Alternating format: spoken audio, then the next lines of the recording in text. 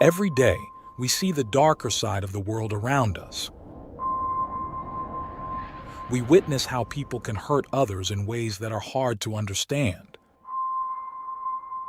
It's a sad part of life, but it's something we can't ignore. As someone who dives into the world of crime, I'm here to share the most shocking stories and try to understand what drives people to do such things. I'm Michael, and today, I've got another unreal true crime story for you.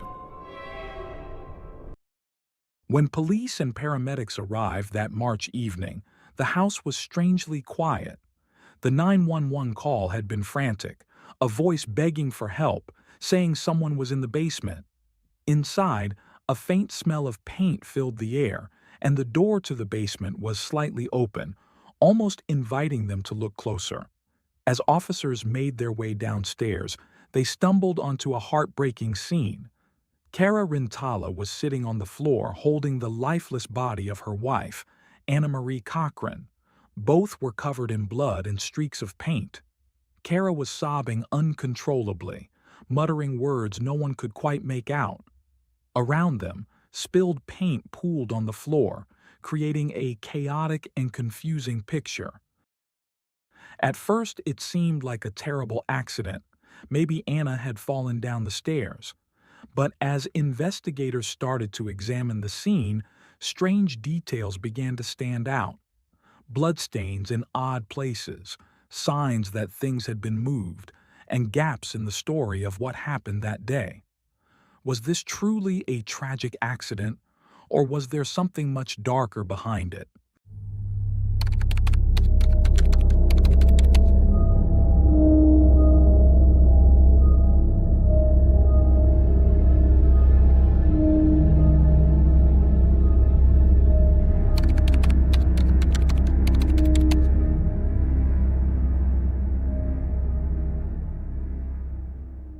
Cara Rintala was born in 1965 in Massachusetts, United States.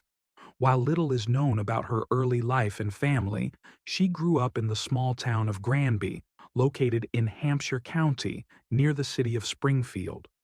There, she pursued her education and became certified as an emergency medical technician, a career that allowed her to combine her passion for helping others with a desire to make a positive impact on people's lives. Cara later joined the local fire department, dedicating herself to serving her community. From a young age, Cara was known for her reserved nature. She kept her thoughts and emotions to herself, which often left her feeling isolated and made it difficult for her to form close relationships. However, everything changed in 2002 when she met Anna Marie Cochran, a 30-year-old paramedic whose vibrant energy brought light into Cara's life. Anna Marie Cochran, born on July 30th, 1972 in Springfield, had a lively and adventurous spirit. Little is known about her childhood, except that she was the daughter of William and Lucy and had a brother named Charles. From a young age, Anna was recognized for her zest for life and her motto to live each day to the fullest. At 16, she revealed her sexual orientation to her family after a dramatic incident where she disappeared for a night and was later found at a motel with another girl. Though it was initially a shock, her parents eventually accepted her for who she was. As a paramedic, Anna found a profession where her dedication and lively personality could shine. It was in this environment that she crossed paths with Cara, who was 7 years older. Despite their differences, Cara being introverted and Anna outgoing, the two formed an instant connection that quickly developed into a romantic relationship. Their bond deepened, and in 2005, they married in Massachusetts, becoming one of the first same-sex couples to legally marry in the state. Their love and shared dreams led them to adopt a week-old baby girl in 2007, whom they named Brianna, solidifying their growing family. However, their relationship faced challenges. Over time, financial troubles began to strain their bond. Anna's impulsive spending led to mounting credit card debts, totaling $20,000. The situation escalated when Anna allegedly committed fraud by opening a credit card in Kara's name, sparking intense arguments and moments of domestic conflict. In September 2008, Anna filed a restraining order against Kara, claiming she had been physically abused. Kara was arrested for domestic assault but denied the allegations. Although Anna eventually dropped the charges, their relationship remained fractured and tensions continued to rise. By May 2009, the strain between them reached new heights. On May 12th, an emergency call from their home alarmed authorities, but both women insisted it was a mistake, blaming Brianna for dialing by accident. Later that day, Kara filed for divorce, signaling the growing divide between them. Over the next few weeks, tensions escalated further, with Kara alleging threats against her and both women seeking mutual restraining orders. A judge, observing the instability in their relationship, warned that Brianna could be removed from their custody if things did not improve.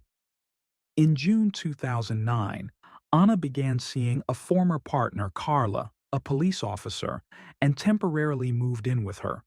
However, after accumulating $10,000 in debt on Carla's credit cards, their relationship soured, and Anna returned to Kara's home. Despite their financial struggles, Kara and Anna attempted to rekindle their relationship by going on a Caribbean cruise. The trip, however, provided only a brief reprieve from their mounting problems. By 2010, their marriage was on the brink of collapse. Both women had started interacting with others outside their relationship, fueling jealousy and mistrust. Kara had a close friendship with a man named Mike, which sparked Anna's suspicion, while Anna formed a connection with a married co-worker, Mark.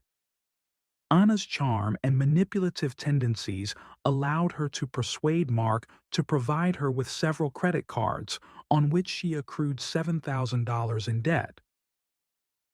By late March 2010, their relationship had deteriorated beyond repair. On the night of March 28th, an argument erupted after Anna discovered that Kara had invited a male friend over while Anna was on duty. Heated text exchanges followed, with Anna threatening to leave Kara. The following evening, on March 29th, tragedy struck.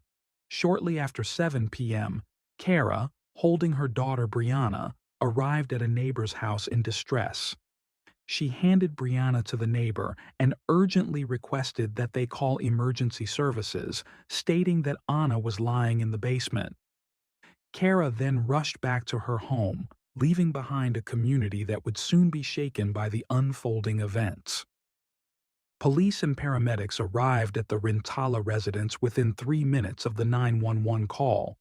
Upon entering the home, an officer heard Kara's frantic cries and noticed that the basement door was slightly ajar. Descending the stairs, he encountered a scene of utter horror. Kara sat on the floor, sobbing uncontrollably, cradling the lifeless body of 37-year-old Anna in her arms. Both women were covered in blood and streaked with white paint. Amid the chaos, Kara was questioned at the scene. She explained to investigators that she had been out running errands with her daughter Brianna to give Anna some time to rest. According to Kara, Anna had come home around 8:30 a.m. after finishing her night shift. Despite a recent argument between them, they managed to have a peaceful family breakfast before Anna asked Kara to take Brianna out so she could sleep before her next shift.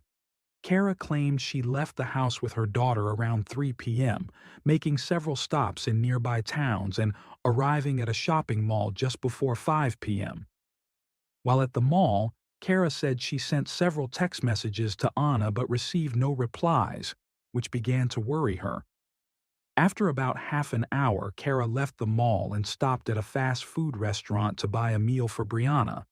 Still unable to reach Anna by phone, Kara grew increasingly distressed and rushed home around 7 p.m., only to be met with a nightmare. She described entering the house, finding Anna's body in the basement, and panicking. After taking Brianna to a neighbor's house for safety, she returned to the basement to hold Anna in her arms until emergency responders arrived. When asked what she thought had happened, Kara suggested that Anna might have fallen down the stairs. Initially, the scene seemed to support this theory. Anna was found near an overturned paint can, and some areas of spilled paint had already dried, while others remained wet. However, further examination revealed inconsistencies that hinted at something far more sinister. Forensic investigators noted that rigor mortis had already set in, suggesting Anna had been dead for several hours. Blood was found in multiple areas of the basement, even beneath a laundry basket, indicating the scene might have been staged. The paint, which had partially dried in some spots, appeared to have been deliberately poured over Anna's body at different times. These details began to raise serious doubts about the initial assumption of an accidental fall. The autopsy results, released a few days later, confirmed the worst. Anna's cause of death was strangulation. The medical examiner determined that someone had applied sustained pressure to Anna's neck for approximately 4 minutes, causing her death. Additionally, Anna had 23 recent bruises and multiple blunt force injuries to her head, indicating she had endured a violent attack. The time of death was estimated to be between 11 a.m. and 1 p.m., placing Kara at home during the crime, despite her claim that she had left the house with Brianna in the afternoon. With the death now classified as a homicide, suspicion quickly fell on Kara. During her initial statements to police, Kara described Anna as loud, lazy, and manipulative, and hinted at her wife's volatile temper.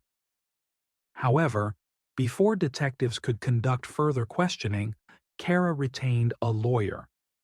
Investigators began piecing together a picture of the couple's troubled relationship, uncovering a history of domestic violence, financial disputes, and mutual resentment.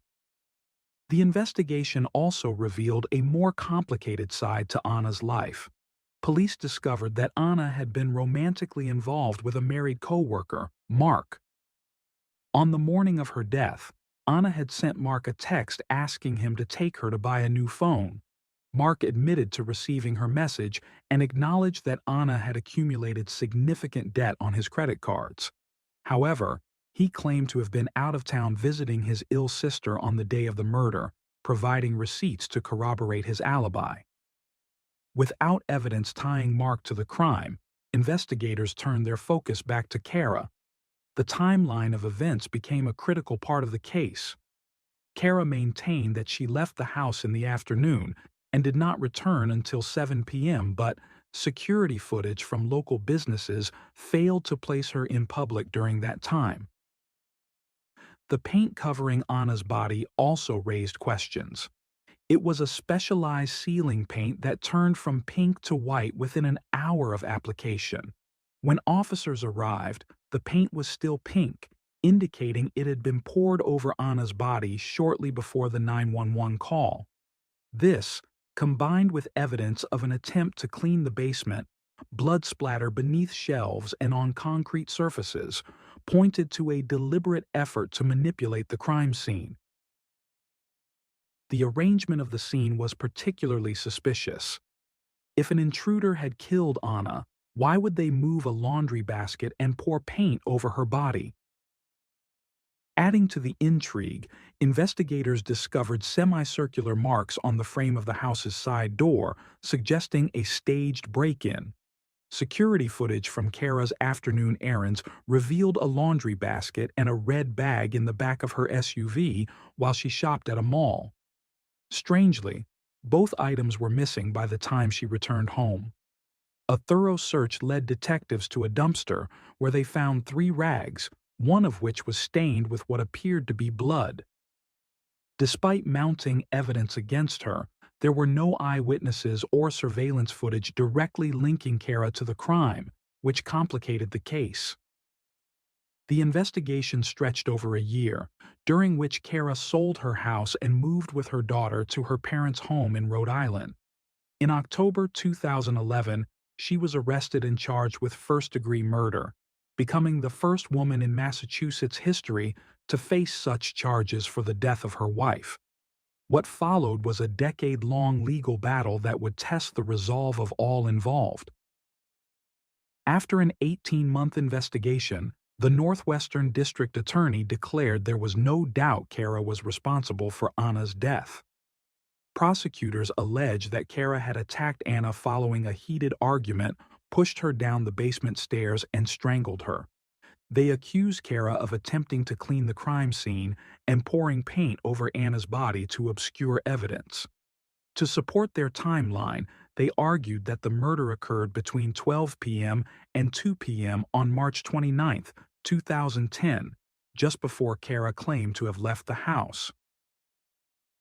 Kara's trial began on February 20, 2013, with prosecutors painting a grim picture of a marriage in turmoil. The couple was reportedly drowning in nearly $95,000 of debt from credit cards and car loans, fueling constant arguments. Explosive fights over custody, restraining orders, and allegations of domestic violence added to the tension. The prosecution claimed that on the morning of the murder, Kara killed Anna in a fit of rage and then spent the afternoon trying to cover her tracks.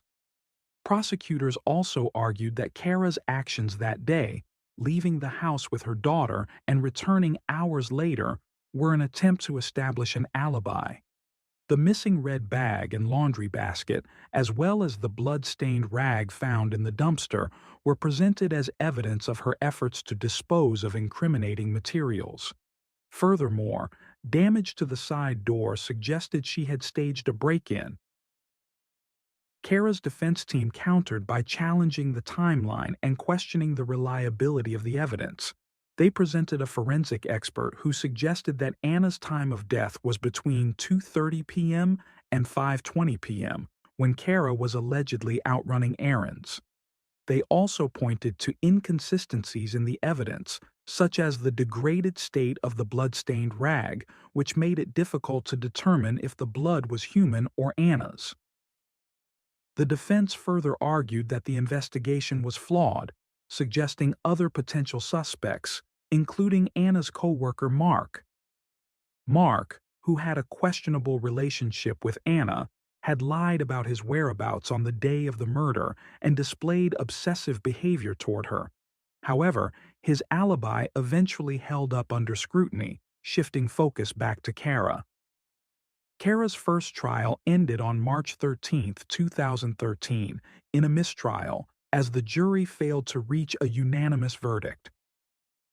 A second trial in February 2014 ended the same way. After two hung juries, a third trial commenced in October 2016 with some changes. This time, the prosecution allowed the jury to consider both first-degree murder and the lesser charge of manslaughter, arguing that while they believed the crime was premeditated, it might also have been a sudden, unplanned act. During this trial, a paint quality expert testified that the paint on Anna's body and the surrounding area was still fresh when first responders arrived, bolstering the prosecution's claim that Kara had used it to alter the crime scene. After hours of deliberation, the jury found Kara guilty of first-degree murder on October 7, 2016. She was sentenced to life in prison without the possibility of parole, bringing what seemed to be closure for Anna's family.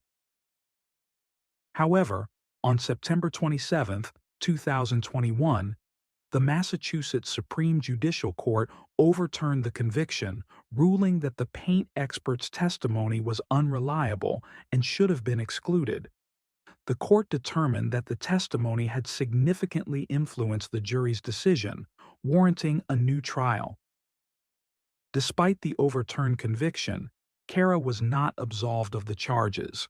She was released on $50,000 bail and moved back to her family's home in Rhode Island under strict conditions, including GPS monitoring and a court-imposed curfew. Despite the setback of her overturned conviction, the district attorney's office announced that Kara Rintala would face a fourth trial.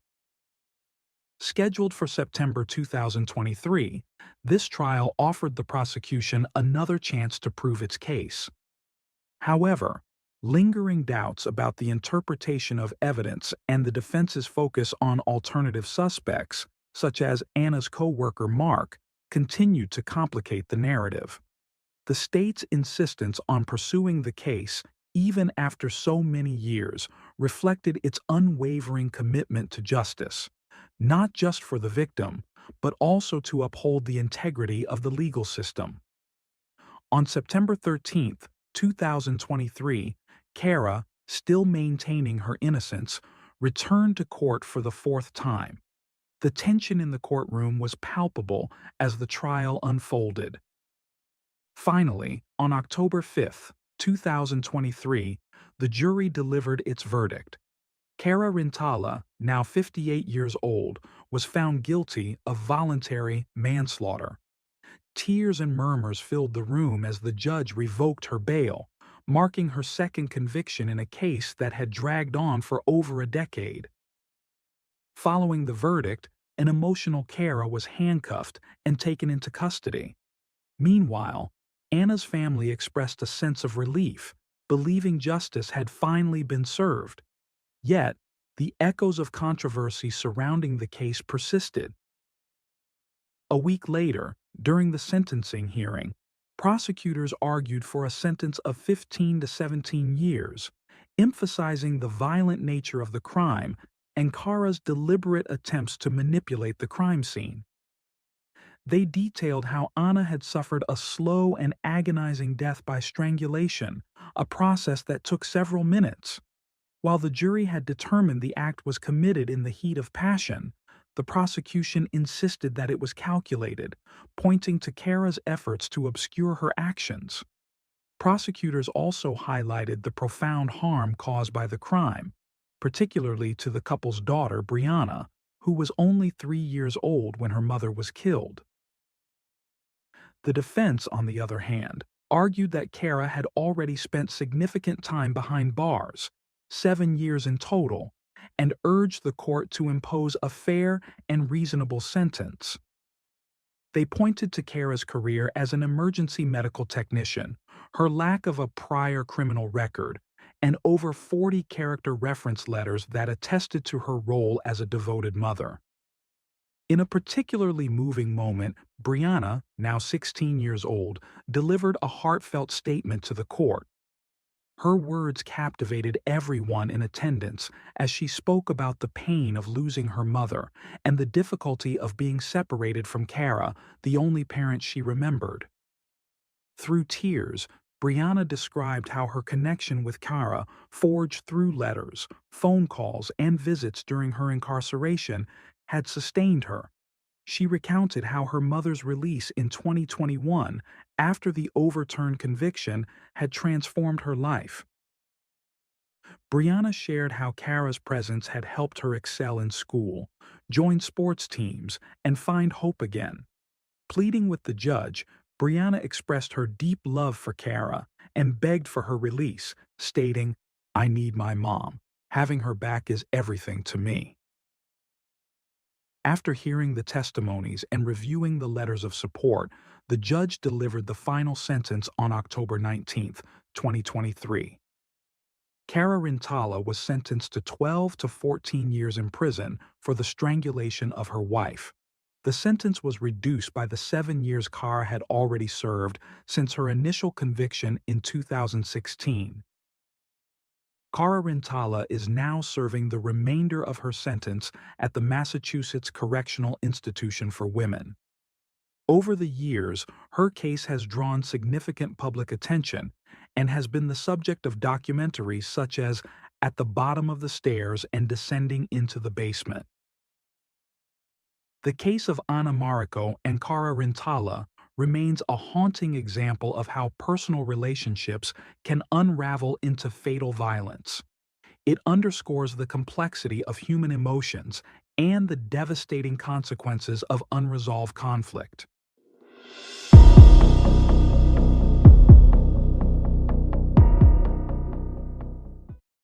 Thanks for tuning in to Unreal True Crime. If you're intrigued by mysteries from around the world, check out our new channel, Latin Crimes, where we dive into the gripping true crime stories of Latin America. Don't miss out. Subscribe now for more thrilling investigations. One quiet morning in March 2018, a car was found at the bottom of a cliff in Mendocino County, California. The wreckage and the bodies scattered nearby hinted at a terrible accident. But as investigators dug deeper, they realized this wasn't just a tragic crash. There was a much darker story behind it. What drove this family to the edge, and how had no one noticed the warning signs before it was too late?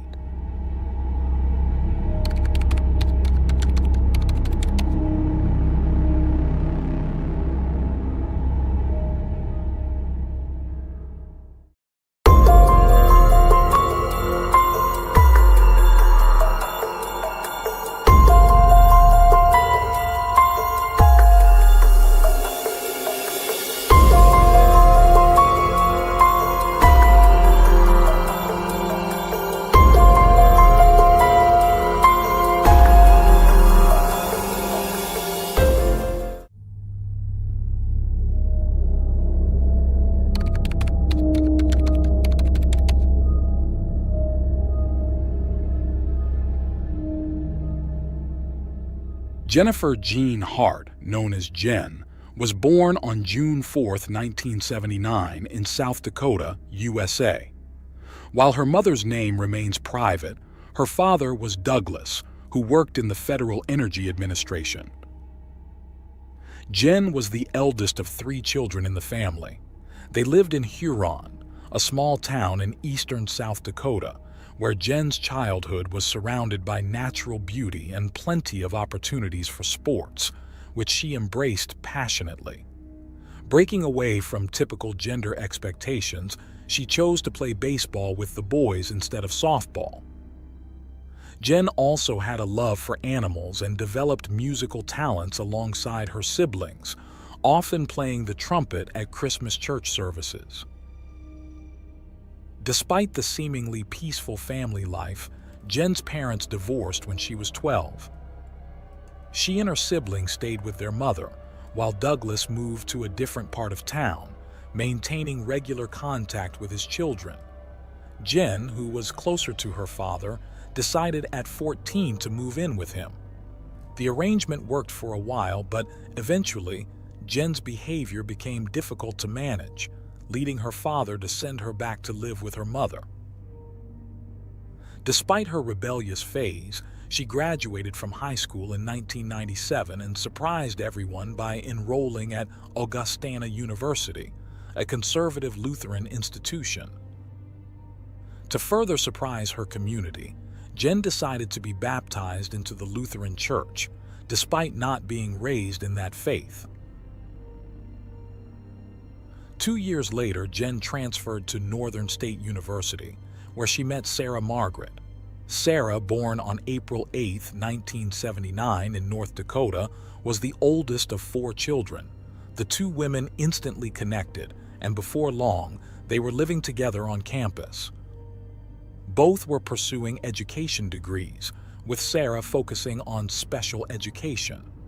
Though Jen seemed to be moving past her earlier behavioral issues in January 2000, she was caught shoplifting.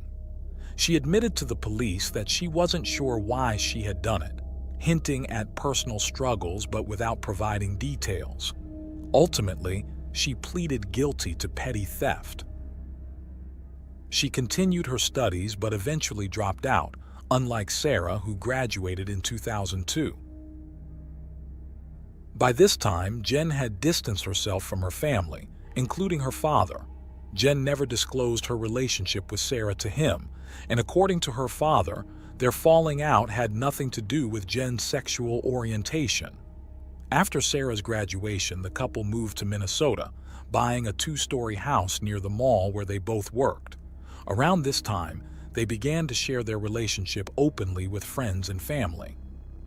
However, this newfound openness caused some friends to distance themselves. In 2005, Sarah legally took Jen's last name, becoming Sarah Hart, and shortly after, they decided to open their home as foster parents. Their first foster child, a 15-year-old girl, later shared that she had intended to stay until she turned 18, but was asked to leave when Jen and Sarah decided to pursue adoption. In 2006, they adopted their first 3 children, Marcus, 8, Hannah, 4, and Abigail, 2, from Colorado County, Texas. 2 years later, they expanded their family with 3 more siblings from Houston, Devonte, 5, Jeremiah, 4, and Sierra, 2. All 6 children were of African American descent. Jen took on the role of stay-at-home mom, documenting her life with the children on social media. She shared everyday moments and culturally enriching activities, including teaching them to play musical instruments and even cutting their hair. She showed how the family celebrated the 30th anniversary of The Goonies, one of her favorite movies, by making matching costumes for everyone. Her online posts also highlighted the children's achievements, such as Marcus's success in a geography competition and Hannah and Jeremiah's recital of the Greek alphabet. In one particularly heartwarming post, she shared how Jeremiah and Abby taught their youngest sister Sierra a kindergarten song. The proud mother frequently shared moments with her followers, including the time when Devonte brought home a sheet full of praise and well wishes from his classmates.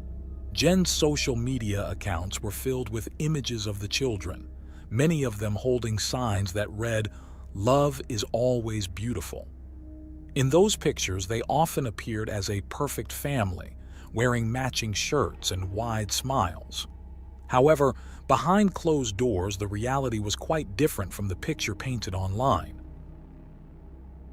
In 2008, while living in Minnesota, a police report surfaced in which one of the couple's daughters told officers that her mother, Sarah, had hit her with a belt.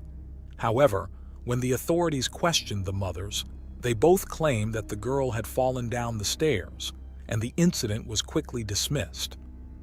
The following year, in 2009, Sarah and Jen traveled to Connecticut to get married, as it was one of the few states where same-sex marriage was legal at the time. Every detail of their ceremony was shared on social media. Despite the picture-perfect life they portrayed, things within the family were far from ideal. On November 15, 2010, Abigail, who was 6 years old at the time, confided in her teacher that she had bruises on her stomach and back, saying one of her mothers had hit her. The teacher confirmed the bruises were visible and reported that Abigail had also mentioned other troubling incidents, including being denied food and having her head dunked in cold water as punishment for allegedly stealing a penny. When investigators questioned the mothers, Sarah admitted to hitting Abigail in a fit of rage, while Jen acknowledged that she was aware of Sarah's violent behavior. Following this confession, the authorities inspected the home and interviewed the children, all of whom confirmed they had been physically punished and deprived of food on several occasions. Sarah pleaded guilty to domestic assault and was sentenced to 90 days in jail. However, she didn't serve the sentence, as she was granted 1 year of community service. Despite this, the children remained in the couple's custody. After the legal case was resolved, Jen and Sarah withdrew their 6 children from the Minnesota public school system and began homeschooling them. In contrast to Jen's usual openness on social media, this decision was kept completely private. Jen later explained on her profiles that she believed public school was not a safe place for her children, citing discrimination due to their race and their mother's sexual orientation. She also claimed that Devante, in particular, had suffered physical attacks, threats, and insults at school. Although she voiced her grievances about public education, Jen never mentioned the homeschooling decision on social media. Instead, she posted a photo of the 6 children sitting in a forest clearing, captioned, "Science class in the woods." During this time, the family faced other challenges. According to court documents, Jen and Sarah made over 30 calls to the police, reporting instances of discrimination and aggression due to their sexual orientation. Their neighbor, whom they had accused, later admitted to behaving inappropriately. In 2011, Jen shared moments from her life online, including her attendance at music festivals and her excitement about forming a circle of friends who even organized a party for Devante. She frequently posted photos of him, often emphasizing how special he was in their household. However, their seemingly strong family facade began to crack when Sarah had to relocate to Portland, Oregon, for work. Jen stayed behind with the children for 6 months until they sold their house and moved to Portland. Shortly after their arrival in Portland in April 2013, a local photographer captured an image of Devante dancing. Jen shared the photo online, praising her son's infectious joy. Around this time, Jen befriended a woman at a charity concert who later described Jen as a kind, sensitive, and compassionate person. However, the woman also noticed that Jen interacted mostly with Devante and Jeremiah, while the other children seemed distant, often with their heads buried in books. She described Abigail as outgoing, Marcus as shy, and Sierra as full of laughter. Jen confided in her new friend that raising the children was incredibly challenging, and she mentioned that the kids had been removed from school because they were punished more harshly than others. Jen also claimed that her children were born with addiction issues due to their birth mother's drug use, which led to them overeating because they didn't know how to behave. She explained that the children seemed younger than they were, attributing it to genetics and their difficult early lives. According to Jen, the children would never be able to live independently, work, marry, or have children of their own. She believed they would never lead normal lives. Despite these alarming remarks, no legal documents were found to support Jen's claims about the children's conditions. Outwardly, the family seemed to be loving, though concerns about their well-being began to arise. On July 19, 2013, the police filed a report based on concerns about the children's welfare, which was referred to Oregon's Department of Human Services. Details of the report emerged later when a neighbor from the Harts neighborhood came forward. She accused the couple of abusing their children by withholding food, calling their treatment of the kids emotionally abusive, controlling, and cruel. Investigators uncovered additional testimonies from neighbors who reported that the children were subjected to strict and unusual rules. They were required to raise their hands before speaking, were not allowed to celebrate birthdays, and were forbidden from laughing at the dinner table. It was also clear that the children lived in fear of their adoptive mothers. Despite these alarming claims, when authorities interviewed the children, they all insisted that they were treated well. It was apparent that the children had been coached by their mothers on what to say, but without concrete evidence, there was no legal action the authorities could take. When questioned by investigators, Jen argued that any accusations against her were rooted in prejudice. She claimed that people were intolerant of a white lesbian couple raising 6 African-American children. Ultimately, Oregon's Department of Human Services concluded that there wasn't enough evidence to proceed further. Around the same time, an event occurred that brought one of the children into the international spotlight, unrelated to the accusations the family faced. In November 2014, a large protest took place in Oregon following the death of Michael Brown, an African-American teenager killed by police in an incident where Brown was unarmed. A grand jury decided not to indict the white police officer responsible, sparking nationwide protests. During one such protest in Oregon, Devontae was photographed with tears streaming down his face as he embraced a white police officer. The image quickly went viral, labeled as the most heartfelt hug in the world, becoming a symbol of social activism. Soon after, Jen and Sarah decided to move their family to Washington. Jen told those around her that they no longer felt safe in Oregon, citing racial threats and strange noises outside their home. They claimed to have contacted the police several times about these incidents, but police records showed no such calls. What was documented, however, were multiple calls to the police from their new neighbors in Washington, expressing concerns about the welfare of the children. In November 2017, the first of many alerts was made when 12-year-old Hannah was seen crawling out of a window in the middle of the night and fleeing to a neighbor's house. When Sarah and Jen arrived to retrieve her, Hannah begged the neighbor not to let her go, claiming she was being mistreated. Unfortunately, the neighbor handed Hannah back to her mother's.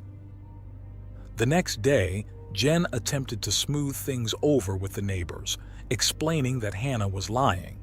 She attributed her erratic behavior to her biological parents, saying Hannah's birth mother was bipolar and her father had been addicted to drugs. But this incident was not the last to bring attention to the family. In March 2018, Washington's Department of Social and Health Services launched an investigation into the family after receiving reports of potential neglect and abuse. The complaints came from another set of concerned neighbors who had clear evidence that the children were not being adequately fed. This couple later spoke to the media, revealing that Devontae frequently came to their house asking for food, sometimes several times a day. He confided in them that his mothers were withholding food as punishment. The couple also expressed their alarm at how thin and small the children appeared. One of their daughters was missing 2 front teeth, and when they asked Jen and Sarah about it, they claimed that the girl simply didn't want her teeth replaced. This explanation did little to convince the neighbors. On top of these disturbing accounts, there was yet another failed escape attempt by one of the girls. Covered in bruises, she showed up at the couple's door late one night, having walked through thorny bushes trying to flee her home. She pleaded for help, saying her mothers were mistreating her and begging not to be sent back. Unfortunately, the gravity of the situation wasn't fully realized by the couple that night. When they saw Jen and Sarah searching for the girl with flashlights, they returned her to her mother's. According to reports, Washington's Child Protective Services claimed they had no previous records of concerns about the family, either in Washington or in any other state, despite earlier allegations elsewhere in the U.S. It seemed that time and time again, the system failed the children. By the time authorities finally resolved the bureaucratic issues and arrived at the Hart family's home, it was too late. Jen and Sarah had already left, taking the children with them. What follows is a reconstruction of events based on the findings of the authorities. In the days leading up to the tragedy, social services attempted to contact Jen and Sarah on 3 separate occasions without success. It was later revealed that on March 24, 2018, Jen, Sarah, and their 6 children left Oregon and began traveling south on the highway, eventually reaching North Carolina. The next morning, on March 25, 2018, Jen was spotted at a grocery store, purchasing food. The family stayed in the area until later that night when they continued their journey. Tragedy struck on March 26, 2018, when the family's SUV was discovered at the base of a cliff in Mendocino County, California. According to investigators, Jen was behind the wheel. She had stopped the vehicle at a pullout on the highway before accelerating off the cliff. Both Jen and 39-year-old Sarah were found dead inside the vehicle, while three of their children, Abigail, Jeremiah, and Marcus, were found lifeless outside the SUV. 2 weeks later, Sierra's body was discovered on a nearby beach, and in May, part of a foot inside a shoe was found on another beach. DNA testing later confirmed it belonged to Hannah. Devante's body was never recovered, but authorities concluded that he too had perished, and a judge issued his death certificate on April 3, 2019. Following this horrific incident, a thorough investigation, though tragically late, was conducted, sparking public outrage and accusations of negligence.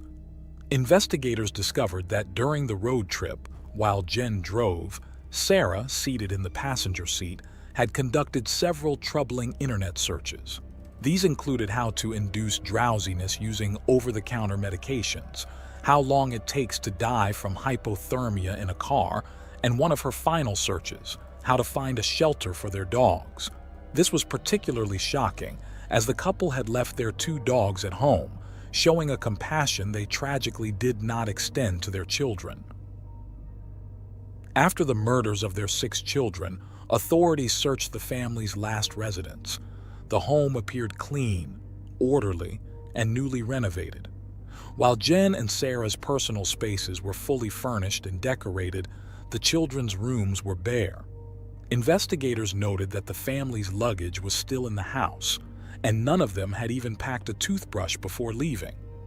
The evidence pointed to a premeditated act, and one of the officers involved in the case concluded that Jen and Sarah, feeling cornered by the accusations against them, made the conscious decision to end their lives, and tragically, to take their children with them. Psychological evaluation suggested that the couple believed if they couldn't keep the children, no one else should. Toxicology reports revealed that Jen, who had been driving, had consumed the equivalent of 5 beers, enough to impair her abilities. Witnesses later stated that Jen rarely drank, fueling speculation that she may have consumed alcohol to muster the courage to carry out the grim plan. Additionally, traces of a sedative were found in the systems of Sarah and 2 of the children. This case shocked society, especially those who had followed the family's seemingly happy life on social media. For nearly a decade, Jen had shared photos of the children posing next to displays of food, vegetarian burgers, fresh vegetables, berries, and chocolate cream pies. These images starkly contrasted with the allegations that Jen and Sarah routinely deprived the children of food. The disconnect between their social media persona and the reality behind closed doors was a haunting element of the case. Moreover, Jen and Sarah's repeated claims that their children were in their home to be safe clashed harshly with the testimony of the children themselves and their ultimate fate. While Jen and Sarah can no longer be questioned or held accountable for what happened on that California cliff, the investigation has been officially closed. Their deaths were ruled as suicides, and the deaths of their 6 children were classified as homicides. Beyond the horrifying actions of Jen and Sarah, this case has drawn intense criticism of the system that was meant to protect the children. Time and time again, the system failed them. Authorities in 5 states had been involved in the children's adoptions and the abuse allegations, but none had managed to prevent this tragic ending. This has sparked widespread debate in the media and among the public about the need for better federal oversight of child abuse cases.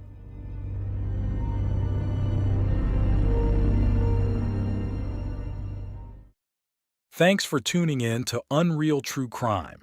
If you're intrigued by mysteries from around the world, check out our new channel, Latin Crimes, where we dive into the gripping true crime stories of Latin America. Don't miss out. Subscribe now for more thrilling investigations. One evening in February 2010, the McStay family, Joseph, his wife Summer, and their two little kids, seemed to vanish into thin air. Their cozy home in California looked mostly normal. Dinner was half-cooked, toys were left around, and their dogs were there but uncared for. But something felt wrong. The family's car was gone, their phones were off, and as the days went by, no one heard from them. As the police started digging into the case, they uncovered a mystery full of secrets and betrayal. What happened to the McStay family? And how did no one notice what was coming?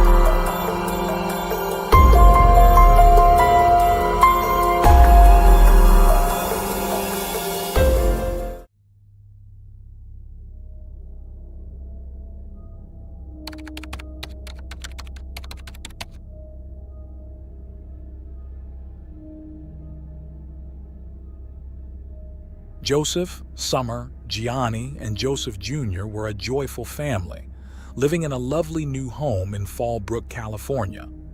Joseph, the family's main provider, ran a successful decorative fountain business. February 4th, 2010, began as a regular day for the family. Joseph called his father, Patrick, to explain that he was running late for a business lunch. Meanwhile, Summer had been in touch with her sister, who had recently given birth, telling her that she was busy setting things up in their new home. Over the next few days, communication from Joseph and Summer to their relatives abruptly stopped. While some thought it was simply due to their busy lives and caring for two young children, Joseph's father, Patrick, found the situation odd. He had a close relationship with his son and wasn't used to being ignored. As his concern grew, he asked his other son, Michael, to check on Joseph's home. At first, Michael didn't share the same level of worry, believing that his brother was simply caught up in daily tasks and would reconnect soon. Patrick, however, persisted, and eventually, Michael agreed to visit the house. When Michael arrived, he noticed that the family car was gone, but their dogs were still at the house, seemingly uncared for. The doors were locked, but Michael managed to get inside through a window. Inside, things were off. There was spoiled food in the kitchen and popcorn scattered in the living room. Despite these oddities, Michael initially thought the family had gone on a trip. However, it was unusual that they hadn't told anyone, so Michael alerted the authorities to his brother's disappearance. The police found no sign of forced entry or violence, though it seemed the family had left in a hurry. By February 8th, the family's car was discovered abandoned near the border crossing between the U.S. and Mexico. Surveillance footage from the border showed a family of 4 walking into Mexico, but the video quality was poor, leaving the police uncertain if it was indeed the McStays.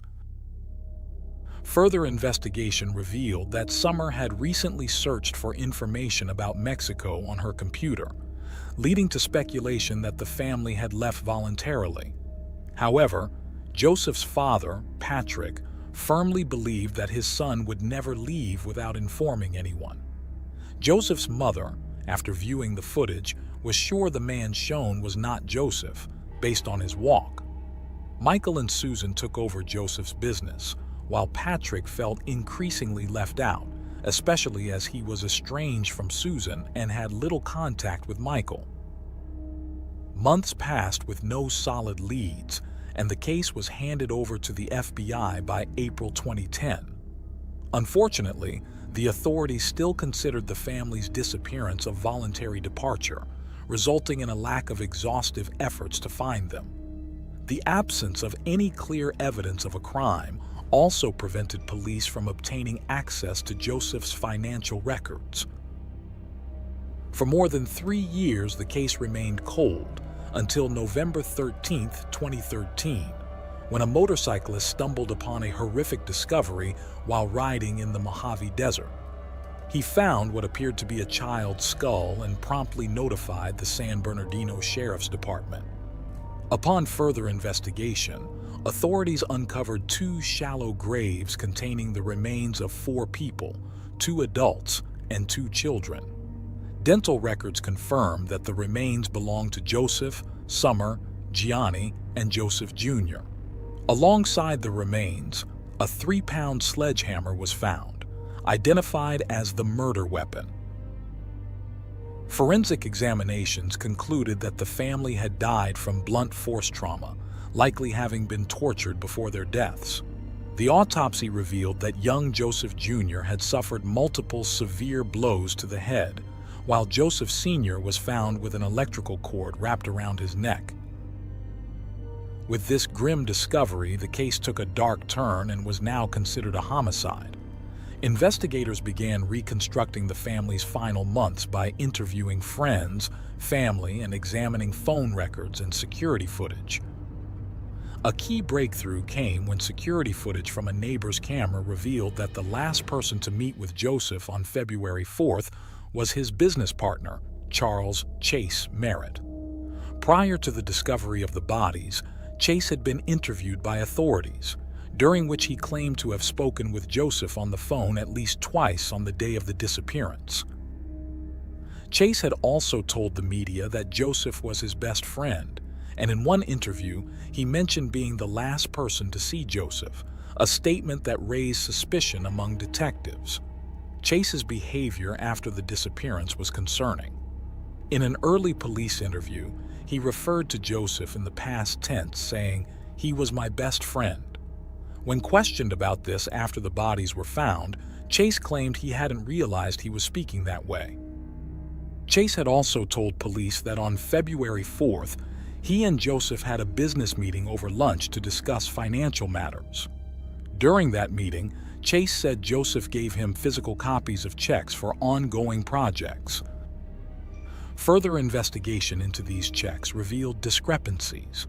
Digital records indicated that while the checks were dated February 4th, they had actually been written several days after the family disappeared. This led investigators to suspect that Chase had forged the checks to make it appear as though they had been issued before the disappearance. Moreover, detectives uncovered that Chase had a gambling addiction and had been stealing money from Joseph's business accounts for months. It was speculated that Joseph had discovered this, leading to tension between the two and possibly providing Chase with a motive for murder. Police later uncovered that Chase had also issued checks totaling over $21,000 from Joseph McStay's business account in the days following the family's murder. Merritt then went on gambling sprees, losing significant amounts of money in casinos. A bank's customer service employees also revealed to investigators that someone claiming to be Joseph McStay had called to request the complete deletion of his account and all related information. However, the caller failed to provide the correct password, so the request couldn't be processed. When authorities traced the call, they discovered it came not from Joseph's phone, but from Charles Merritt's. Further investigation revealed that on February 1st, Joseph had sent an email claiming that Chase owed him almost $43,000. Adding to this, cell phone data placed Merritt in the Mojave Desert 2 days after the McStay family disappeared. Authorities believed Merritt knew the area well, having grown up nearby. During the investigation, police also received a DNA profile from the McStay family car. DNA found on the steering column and gear shift matched Charles Merritt. With mounting evidence against Merritt, detectives concluded that he had murdered the McStay family. The theory proposed by investigators was that Merritt had killed the family with a sledgehammer, transported their bodies to the Mojave Desert, and buried them in shallow graves. He then drove the family's car to the border near Mexico, abandoning it there to mislead investigators into believing that the family had fled to Mexico. It's also believed that Merritt was the one who conducted searches about Mexico on Summer's computer. On November 5, 2014, Charles Merritt was charged with 4 counts of first-degree murder. Though he vehemently denied the accusations, he was arrested and brought to trial. However, the trial faced numerous delays as Merritt fired several of his attorneys and even attempted to represent himself at one point. Over the span of 2 years, he cycled through 5 different lawyers. The trial finally began on January 7, 2019. Prosecutors entered the trial confident in their case, presenting substantial evidence linking Merritt to the murders, along with a clear motive. They argued that Joseph had confronted Merritt about the money he had been stealing from the business, threatening to report him to the authorities. Merritt, who had a criminal record involving theft and fraud, panicked, fearing a lengthy prison sentence. As a result, prosecutors suggested he decided to kill Joseph and his entire family to silence them. The prosecution believed that Merritt first killed Joseph and then lured Summer and the children to their deaths. After murdering the family, Merritt hid the bodies for 2 days, during which time he accessed Joseph's bank account and issued the fraudulent checks. On February 6th, he allegedly transported the bodies to the desert, dug 2 shallow graves, and buried them along with the murder weapon. He later abandoned the family car near the border, though his DNA left inside the vehicle would become crucial evidence. During the trial, the prosecution presented security footage that supposedly showed Merritt's truck leaving the McStay residence. However, the video was blurry, leading to debate over whether it truly was Merritt's truck. The defense seized on this and other inconsistencies, including the unclear location of the murders. Prosecutors could not definitively say if the killings occurred in the family home or elsewhere, such as the desert. Merritt's defense team argued that he had an alibi. His girlfriend at the time testified that Merritt was with her at home on the night of February 4, 2010. His daughter also stated that she remembered her father being home that night.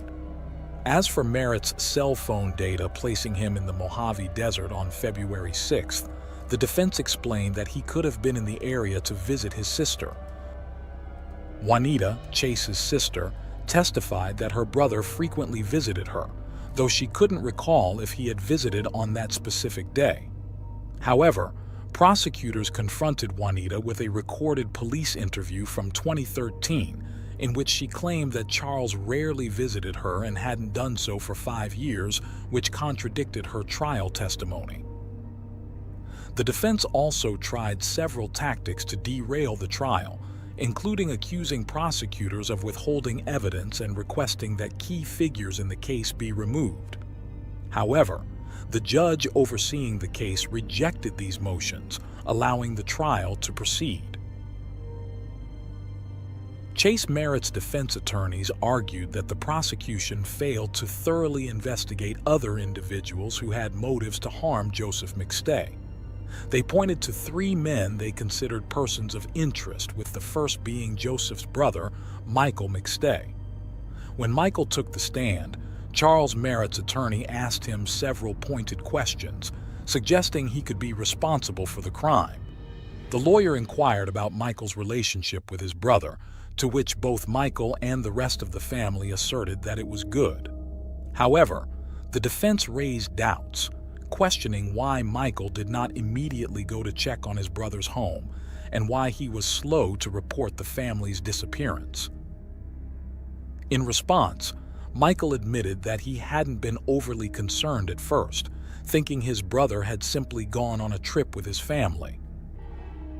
The defense also suggested that the truck seen in the security footage could have been Michael's, not Charles. But a particularly strange detail that led some people to suspect Michael was that before the family's bodies were found, he told officers that he hoped they weren't buried in shallow graves. This statement caused significant debate, as the McStay family was indeed discovered in shallow graves in the Mojave Desert. Many found it suspicious that Michael could have imagined this scenario with such accuracy. However, Joseph and Michael's parents dismissed the comment as an unfortunate coincidence, while others found it highly unusual. In addition to Michael, the defense also pointed the finger at Joseph's other business partner, a man named Dan Kavanaugh, who managed Joseph's online sales. Dan, known as Dan the Hacker due to his computer expertise, worked with Joseph to promote and sell their products online. His compensation was a percentage of the online sales. Dan had previously been on police radar when his ex-girlfriend, Tracy, accused him of confessing to the murders in early 2018. Tracy's claims were dismissed, however, as she had a history of substance abuse and was on bad terms with Dan, leading the authorities to believe she might be trying to falsely incriminate him. According to Charles Merritt's defense team, Dan had a strong motive to harm Joseph. At the end of 2009, Joseph and Dan had clashed over profit distribution. Dan believed he was entitled to a share of not just the online sales but all sales, while Joseph disagreed and initially refused to pay more. Dan allegedly threatened to ruin Joseph's online business by redirecting his website's traffic to adult sites. Ultimately, Joseph agreed to give Dan more money, including his BMW and additional payments. The last of these payments was due around the time of the family's disappearance. After the murders, Dan continued to work with Susan, Michael, and Charles to keep the business running, but he later sold the company in June 2011, pocketing over $100,000. The defense argued that Dan's exclusion from certain projects and lack of payments could have pushed him over the edge. However, Dan had a solid alibi. He was vacationing in Hawaii with his girlfriend during the time of the murders. His ex-girlfriend testified that they were together on February 4, 2010, and posted photos to Facebook as evidence. While some people questioned the validity of social media posts as proof, the ex-girlfriend maintained that she had no reason to lie for Dan, as they were no longer together and had parted on bad terms. The police eventually confirmed that Dan had indeed been in Hawaii at the time of the killings. During the trial, the defense also brought up Joseph's ex-wife's partner, suggesting that he too could have been involved. Joseph had a son named Jonah with his ex-wife, and tensions between Joseph and her new partner had escalated prior to the murders. Nevertheless, the police ruled him out as a suspect. Despite the defense's efforts to shift attention away from Charles Merritt, by June 2019, the jury found Merritt guilty on 4 counts of first-degree murder. Before the sentencing hearing, the victims' families gave emotional statements. Patrick, Joseph's father, addressed Merritt, saying that Joseph had done so much to help him and his family, particularly when Merritt faced legal troubles in 2009. Susan, Joseph's mother, called Merritt a despicable monster who had brutally killed 2 innocent children, her grandchildren. She labeled him a coward and a baby killer. Summer's sister tearfully shared how their family would forever be scarred by the loss of their loved ones. Joseph's eldest son, Jonah, also spoke, recounting the devastating impact of losing his father, stepmother, and younger siblings when he was just 12 years old. After hearing these victim impact statements, Merritt asked to speak. Through tears, he insisted on his innocence, declaring that he did not commit the murders and did not deserve what was happening to him. "I didn't do it," he said. "With God as my witness, I will prove everyone wrong." He added that he loved Joseph and would never have hurt him or his family. Merritt's sentencing was delayed after he once again requested to dismiss his attorney, though the judge rejected this motion. His legal team also filed for a new trial, accusing the prosecution of misconduct, but this request was also denied. Finally, on January 21, 2020, after years of delays, the San Bernardino Superior Court sentenced Charles Merritt, then 62 years old, to death. Despite the death sentence, it is unlikely that Merritt will ever be executed, as California has not carried out an execution since 2006. Instead, Merritt will likely spend the rest of his life in the death row. Thanks for tuning in to Unreal True Crime. If you're intrigued by mysteries from around the world, check out our new channel, Latin Crimes, where we dive into the gripping true crime stories of Latin America.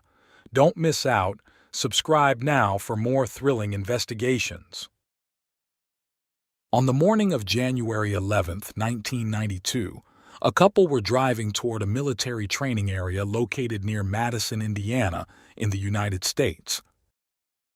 Their plan was to take advantage of the early morning light to go bird hunting, but what they encountered was far from what they expected. As they drove along the road, they noticed a strange smell and saw smoke rising from an area nearby. Curiosity got the best of them, so they pulled over to investigate what they initially thought was a mannequin. However, it was not a discarded prop. What they had stumbled upon was the partially burned body of a young woman. Her body was positioned as if she had been trying to defend herself, suggesting she had endured severe mistreatment before her tragic end.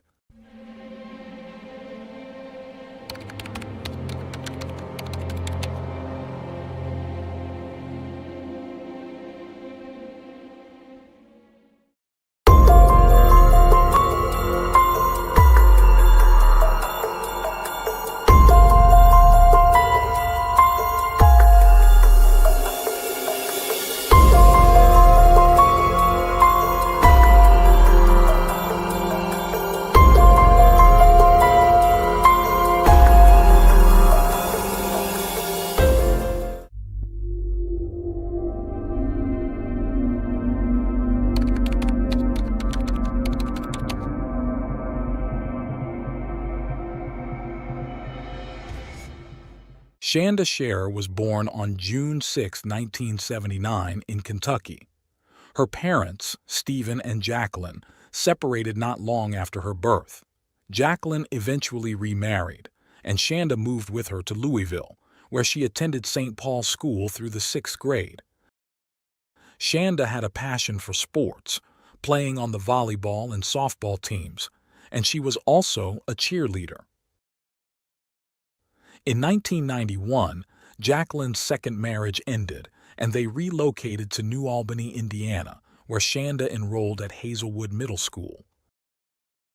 However, after a few months, Jacqueline decided to transfer her to a Catholic school, Our Lady of Perpetual Help School. The decision stemmed from Jacqueline's concern over a particular friendship Shanda had developed, specifically with a girl named Melinda Lovelace. Melinda was born on October 28, 1975, in New Albany, to parents Marjorie and Larry Lovelace, who already had other children. Melinda's childhood was far from ideal. Her father, Larry, had returned from military service in Vietnam, traumatized, and began working irregularly for the Southern Railway. By 1972, he became a supervisor at the New Albany Police Department but was dismissed after only 8 months for attacking an African-American man whom he accused of having an affair with his wife. Despite the family's financial struggles, Marjorie contributed enough to maintain their lifestyle. However, Larry began to squander money on cars, motorcycles, and firearms, leaving little for his daughters. The situation deteriorated, and by 1980, they declared bankruptcy. This forced Melinda and her sisters to endure hunger and rely on relatives for food. Larry and Marjorie frequented bars, where Larry pretended to be more successful than he was, introducing Marjorie as his girlfriend and suggesting she be shared with others. This caused strain on their marriage, and after an attempted suicide by Marjorie, the couple briefly turned to religion, joining a Baptist church and giving up alcohol. However, they soon returned to their old habits, with Larry becoming more abusive. Melinda, deeply affected by these events, grew increasingly troubled. By age 9, she witnessed her mother attempting to drown herself following abuse. Larry's behavior worsened, with Melinda and her sisters often overhearing their mother's cries for help. In one violent incident in 1986, Larry beat Marjorie so severely that she ended up in the hospital. By the early 1990s, Melinda had become deeply troubled, and in 1990, at age 15, she entered into a romantic relationship with a fellow student, Amanda, a talented athlete. However, when Melinda came out as gay the following year, her mother was initially furious but eventually came to accept it. Things took a turn for the worse when Amanda became friends with a new student, Shanda Scherer. Melinda's jealousy grew, convinced that Shanda was to blame for the strain on her relationship with Amanda. Despite efforts to distance Shanda from Melinda, the tension escalated.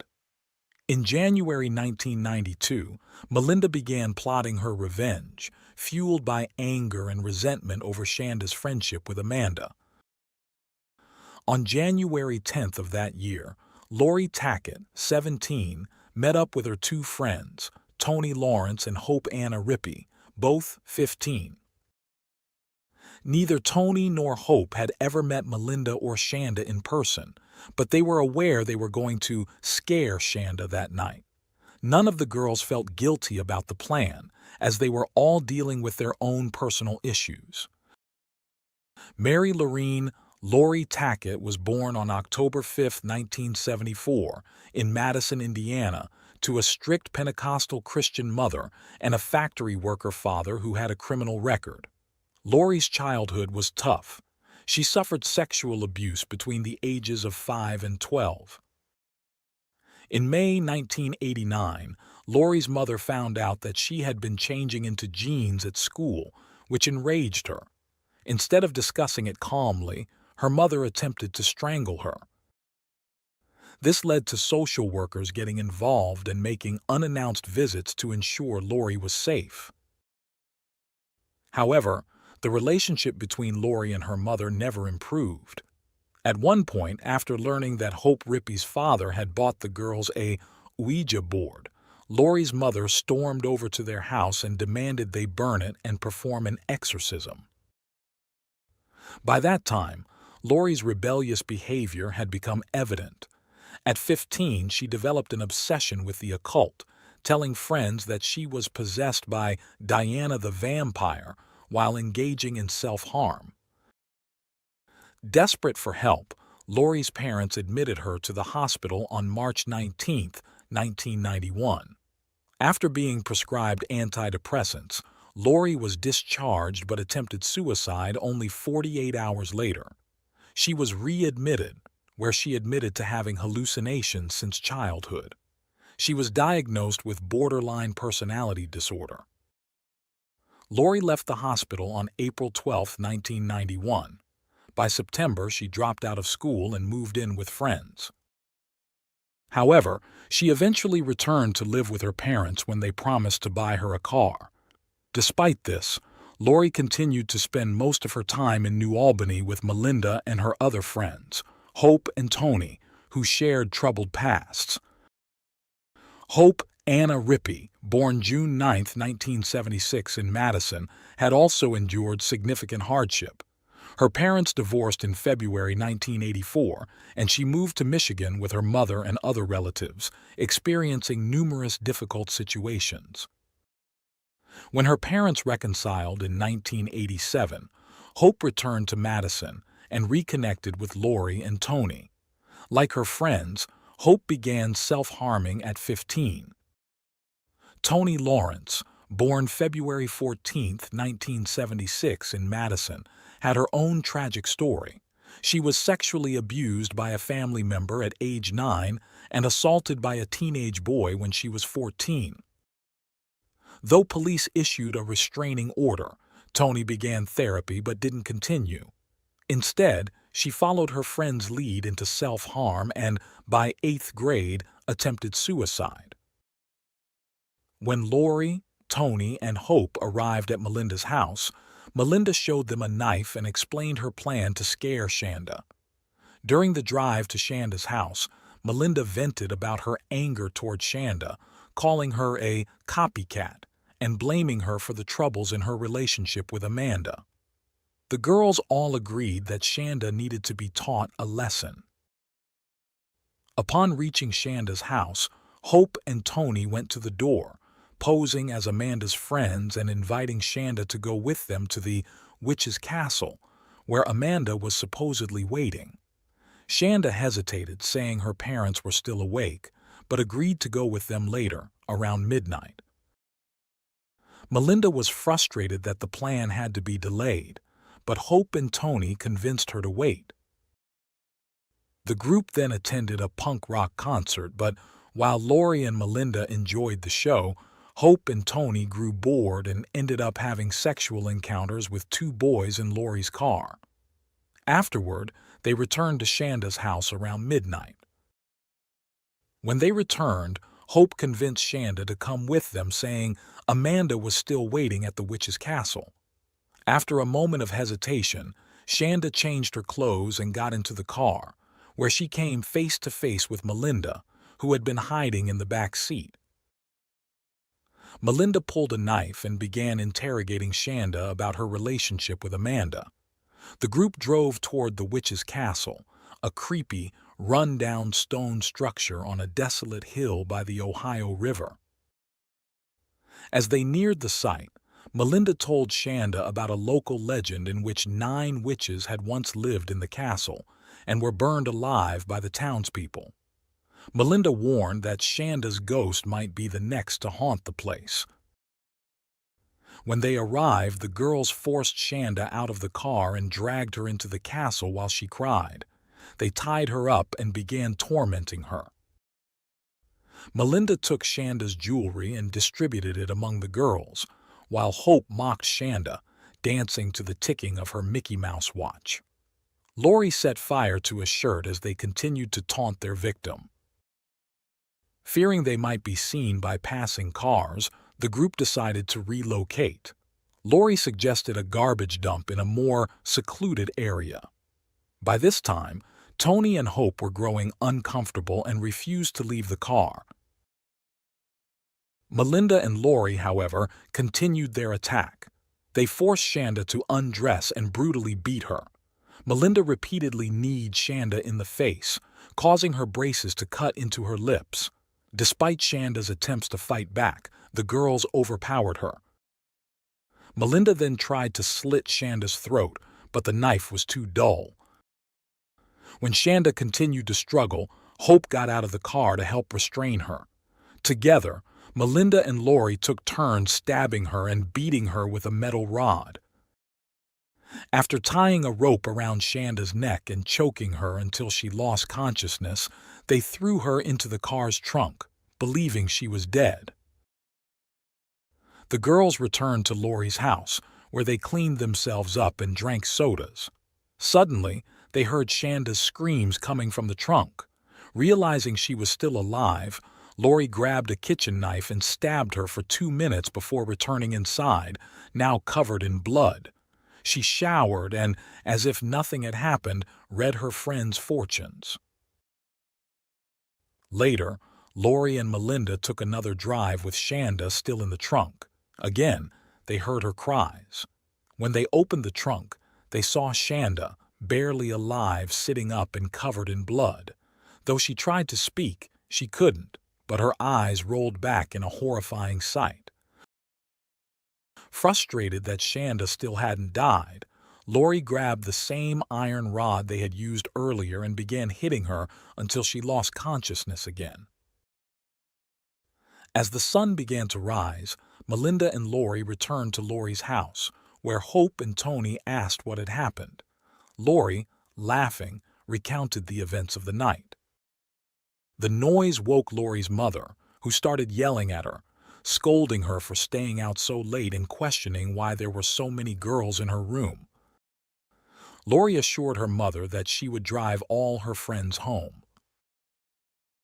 Once they were back in the car, the group stopped at a gas station. There they filled up the tank and bought a 2-liter bottle of Pepsi. But it wasn't for drinking.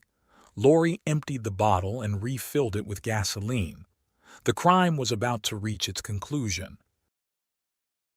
They drove to a secluded area and opened the trunk to check on Shanda, who, to their surprise, was still alive. Melinda taunted her rival, saying, "You don't look so sexy now, do you?"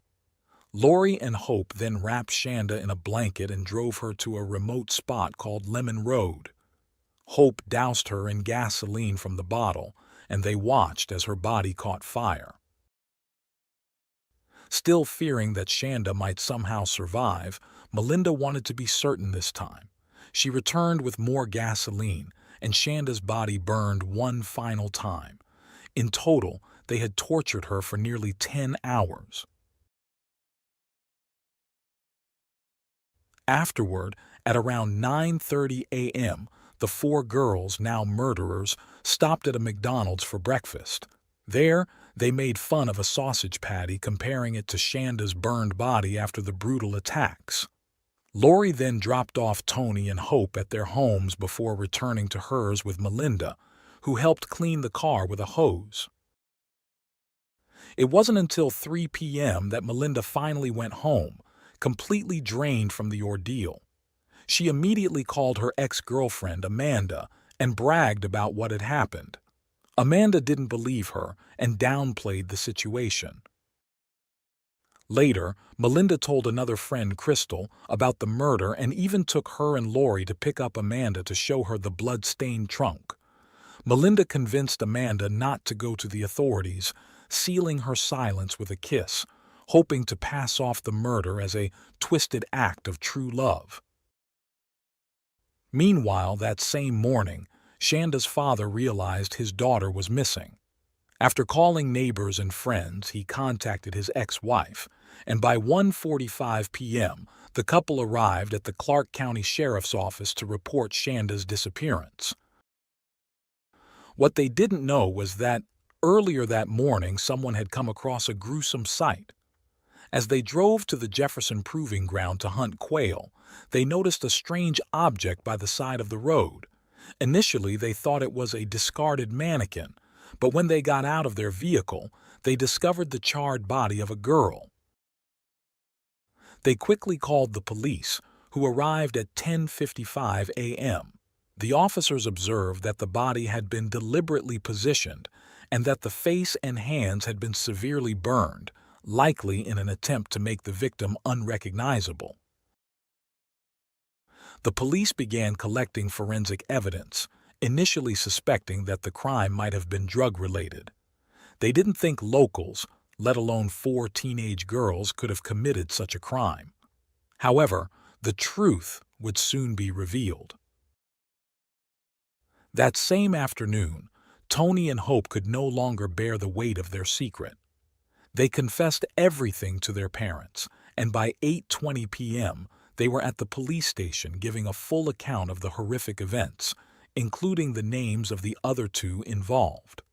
They were immediately placed under arrest. Detectives quickly connected the dots. The missing girl reported earlier in the day had to be the same victim that Tony, Hope, and their friends had killed. The police went to Shanda's home to collect her dental records, which confirmed that the body found by the roadside was indeed hers. Melinda and Lori were arrested on January 12th. Mugshots showed a smiling Melinda, seemingly unconcerned about the situation, while Tony appeared anxious, fully aware of the gravity of what they had done. The prosecutor swiftly announced that all four girls would be tried as adults, making them eligible for the death penalty. During the trial, forensic experts revealed the horrifying details of the crime. Shanda had been tied up at the wrists and ankles, beaten repeatedly with a blunt object, stabbed in the chest, slashed on her legs, and sexually assaulted with a sharp object. The cause of death was determined to be smoke inhalation and burns. Despite the overwhelming evidence, not everyone viewed the girls as monsters. Teachers from their schools expressed shock, describing Tony and Hope as well-behaved students, some even above average. Lori's former teacher described her as a student with good values and deep religious faith. Classmates simply said the girls were a bit odd and often wore black. The defense attorneys capitalized on these character references, highlighting the troubled backgrounds of each girl. All four had endured physical or sexual abuse at the hands of a parent or another adult. Additionally, Tony, Hope, and Lori had a history of self-harm, while Melinda had the most extensive record of aggressive behavior and mental health issues. Their lawyers argued that the girls' psychological conditions were contributing factors to the violent act. In the end, Lori and Melinda were sentenced to 60 years in prison. Tony received a 20-year sentence, while Hope's sentence was initially 50 years, later reduced to 35 due to a plea agreement. Although they avoided the death penalty, the consequences of their actions would ripple far beyond their prison sentences. During Melinda's testimony, it was revealed that her father, Larry, had abused his wife, daughters, and other children. He was arrested in February 1993 on charges of abuse, sodomy, and sexual assault. Although he was imprisoned for 2 years, most of the charges were eventually dropped due to the statute of limitations, and he was released after pleading guilty to a single charge. In 1998, at the age of 52, Larry committed suicide by stepping in front of a school bus. Tony was the first of the four to be released from prison in 2000. Meanwhile, Shanda's family continued to suffer.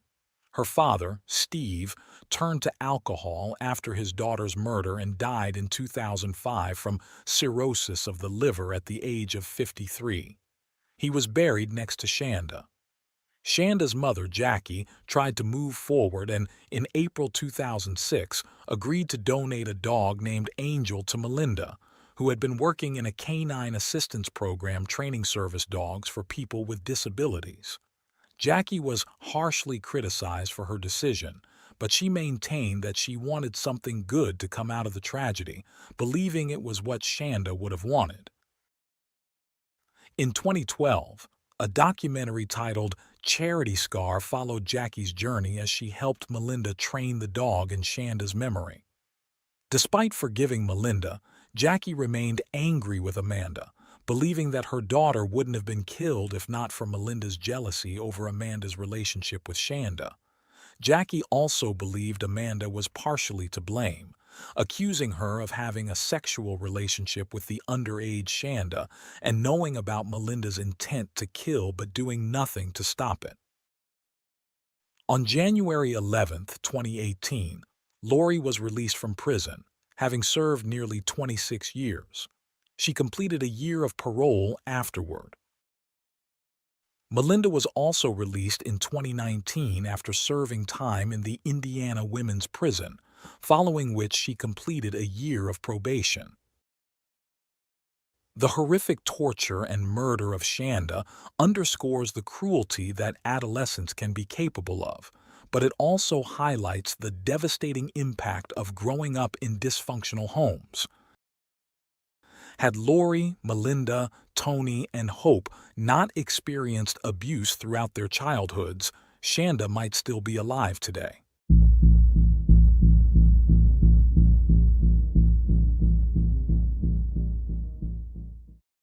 Thanks for tuning in to Unreal True Crime.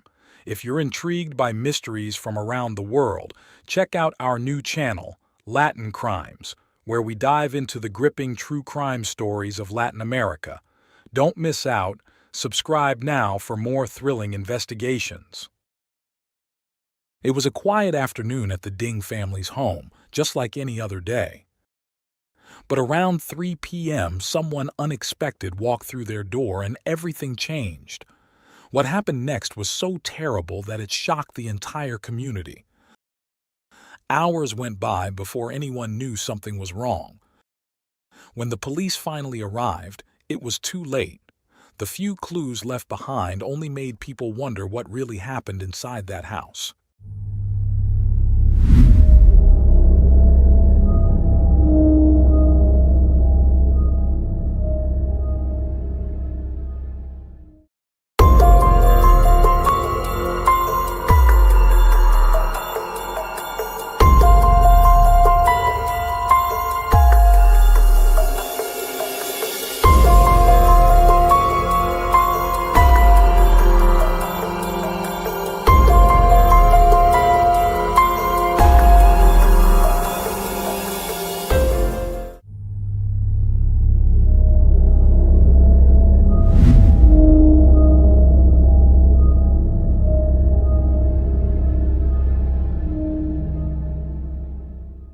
Xiangdu was born in 1958 in China.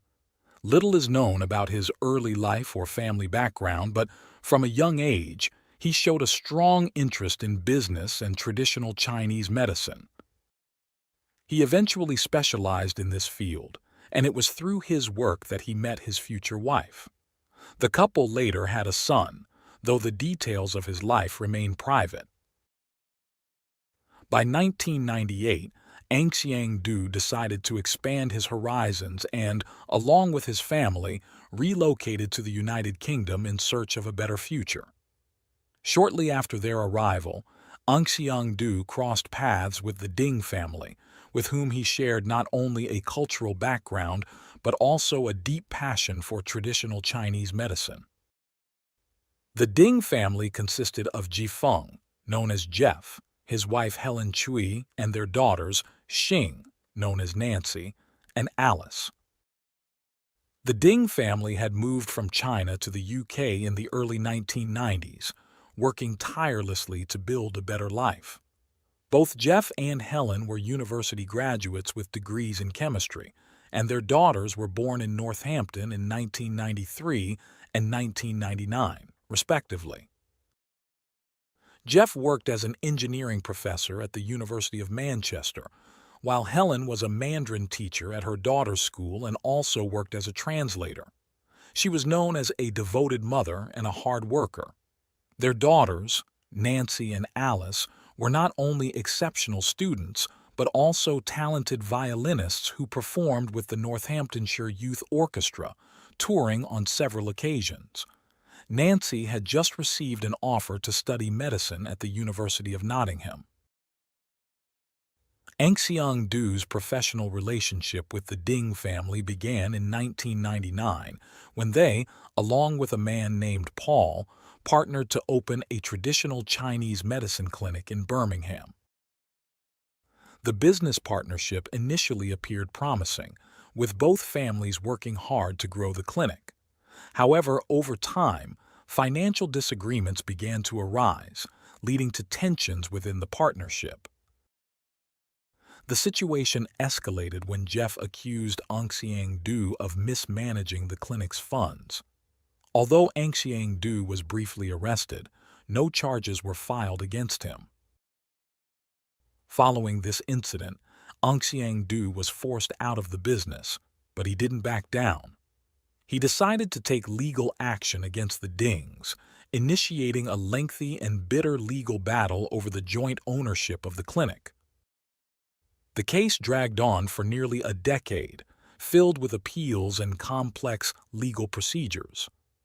On April 28, 2011, Xiangdu lost his final appeal. The court ordered him to refrain from liquidating his assets and to pay the Ding family around $116,000 in legal fees. Furious with the outcome, Aung Seong-doo's situation worsened as he had been in the process of negotiating the sale of a property, a deal that he now had to cancel because of the court's decision. Amid these mounting pressures, on April 30th, his wife contacted the police, reporting his disappearance. She explained that her husband had left a farewell note written in Mandarin, expressing his best wishes and asking their son to take care of his mother. She also expressed concern for his safety, fearing he might have gone to confront the Ding family due to the ongoing financial and legal issues.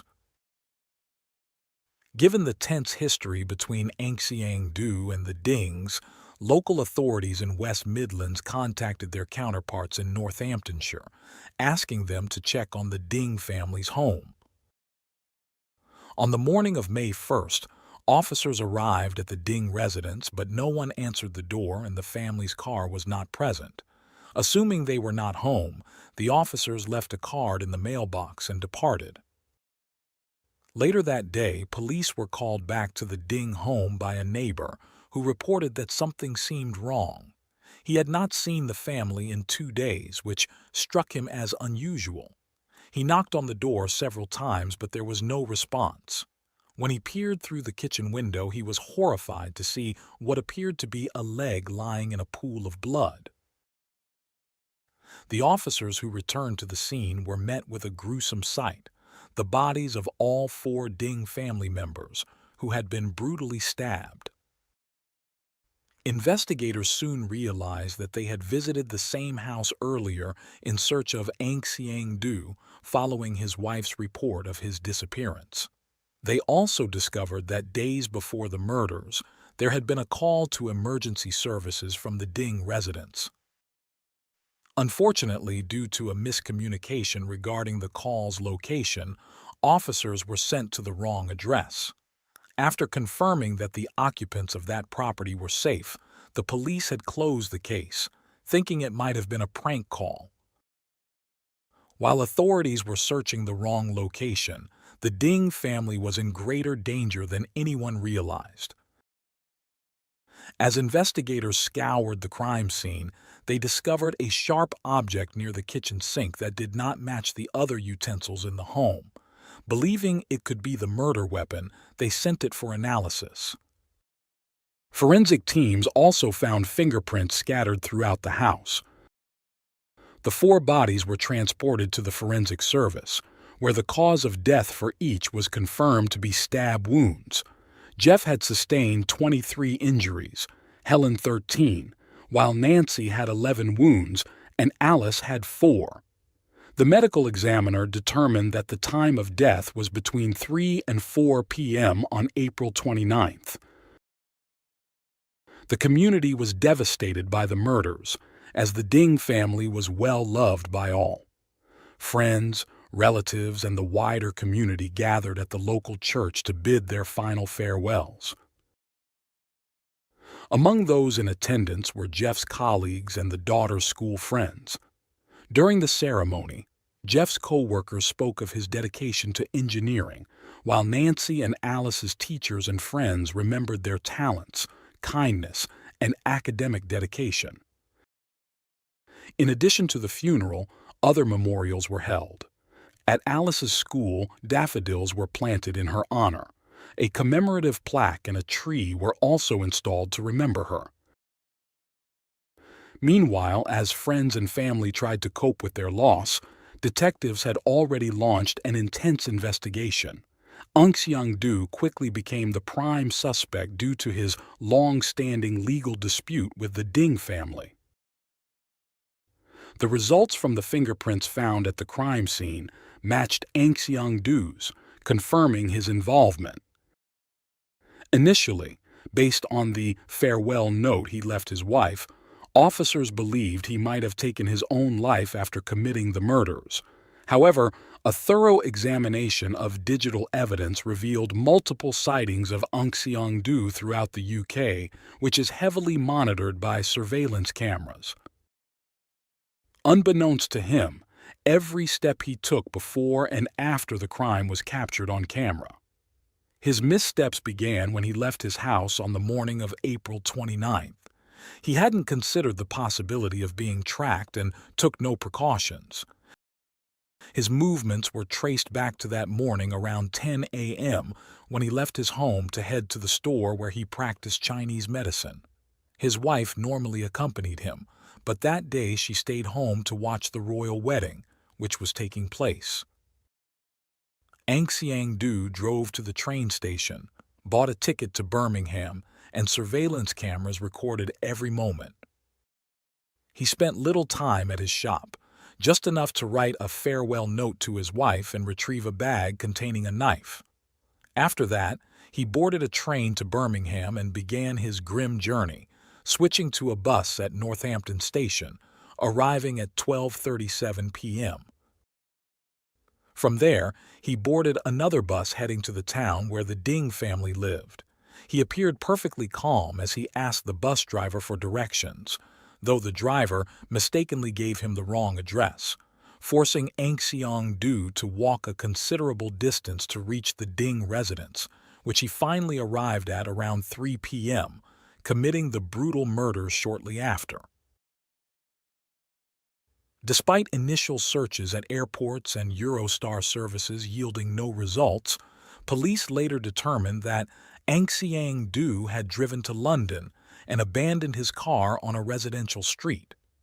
By 8 a.m. on April 30th, the day after the murders, he was already on a bus bound for Paris. From there, he slipped undetected into Spain and eventually made his way to the ferry port of Algeciras. Northamptonshire police launched the largest manhunt in the region's history, deploying over 240 officers to track down the suspect. Detectives spent 5,000 hours reviewing surveillance footage across the UK. They released security camera images from the day of the crime, hoping more witnesses might come forward to identify Ang Siang-du, described as an older man in his 50s, small in stature and slightly hunched. The search expanded internationally with the help of Interpol, issuing alerts in 180 countries. Leads began trickling in, but it took time to process them all. Investigators questioned over 400 people and made 9 arrests, although none turned out to be the suspect. Some of those arrested were believed to have ties to Ang Siang-du, though this proved to be false. The police offered a $13,200 reward, which was later increased to $33,000 for information leading to Ang Siang-du's capture. Finally, after 14 months, authorities received a tip from a construction worker in Morocco who claimed to have seen a photograph of Ang Siang-du in a local newspaper and believed he had worked alongside the fugitive. The man told officers that he and his co-workers had taken pity on Ang Siang-du, often bringing him food and trying to assist him however they could.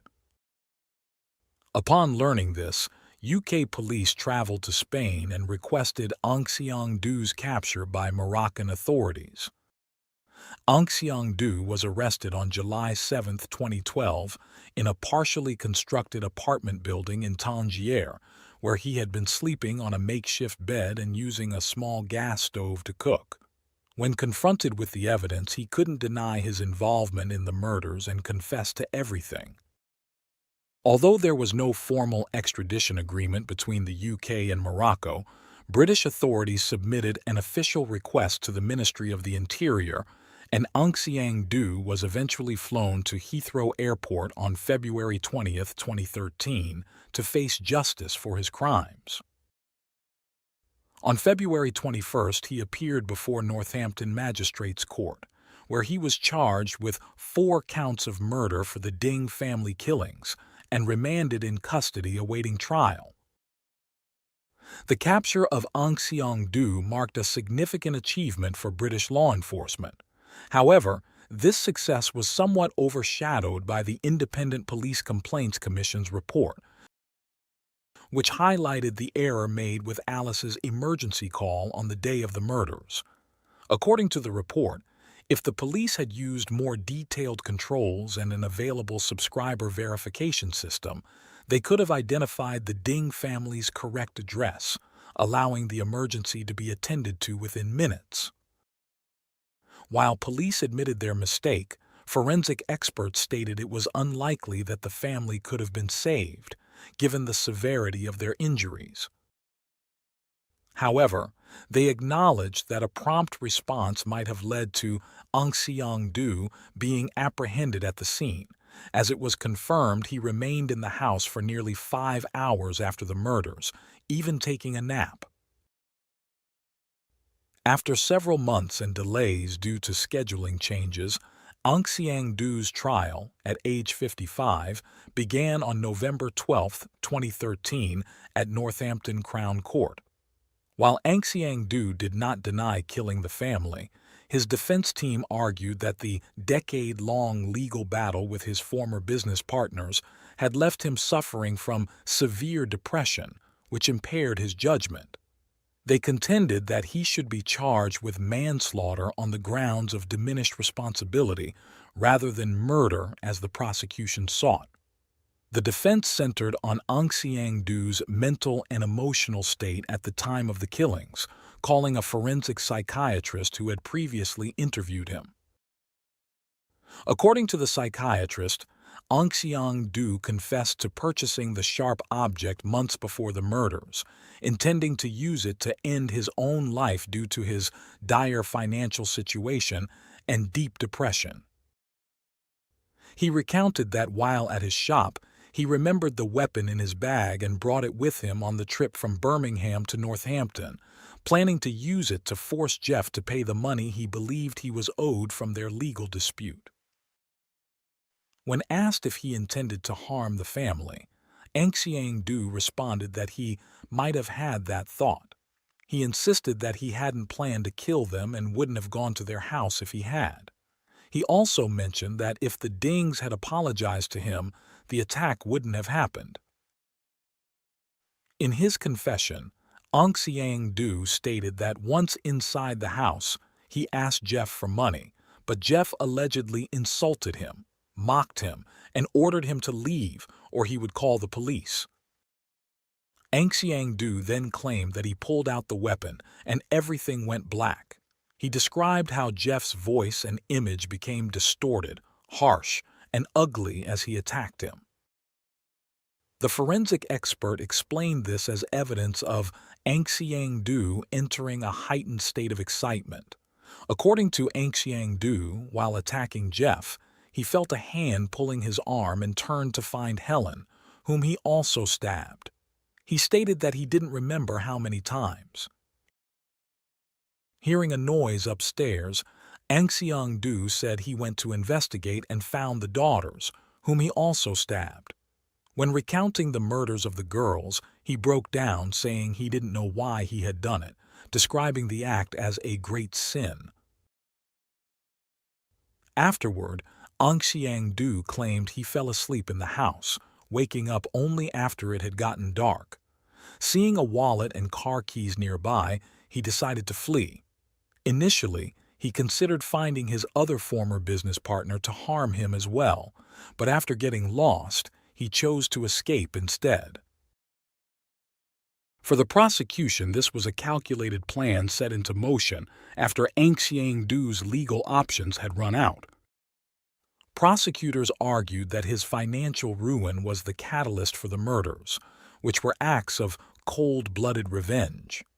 They presented evidence, including fingerprints found at the scene, the weapon that Aung Seong-do had carried from his shop, and the farewell note he left for his wife, indicating premeditation. They also presented documents outlining the legal dispute and the debt Aung Seong-do owed the Dings, providing a motive for the killings. The jury was also shown autopsy reports revealing the brutality of the attacks. During the trial, they watched surveillance footage of Aung Seong-do casually walking through the bus station, asking for directions to the Dings neighborhood and clearly carrying a backpack containing the murder weapon. They also heard Alice's heartbreaking emergency call, which lasted only 20 seconds but moved several jurors to tears.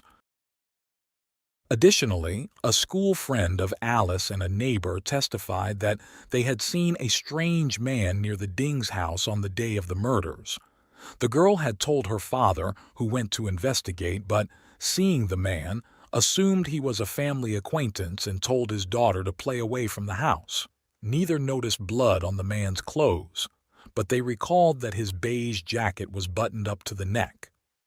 Days later, after the crime was discovered, the girl told her father she had heard a scream that day, but hadn't realized at the time if it was a cry for help or just someone playing. After a 2-week trial on November 27th, the jury took just over 3 hours to find Ang Siang-do guilty on all 4 counts of murder. He was sentenced to life imprisonment with a minimum of 40 years. During sentencing, the judge remarked that the crimes were premeditated and motivated by revenge. Addressing Ang Siang-do, the judge said that by taking Jeff's life, he had killed the man he despised. The judge also spoke to the Ding family members, especially Helen's father and brother, who had traveled from China to follow the trial. Both expressed satisfaction with the verdict, though they acknowledged they would never recover from their loss. Ang Siang-do appealed his conviction in 2014, but it was rejected on June 4th of that year. The court upheld the original life sentence, citing the heinous nature of the crimes. Today, Ang Siang-do remains imprisoned at a high-security facility, where some of the UK's most dangerous criminals are held.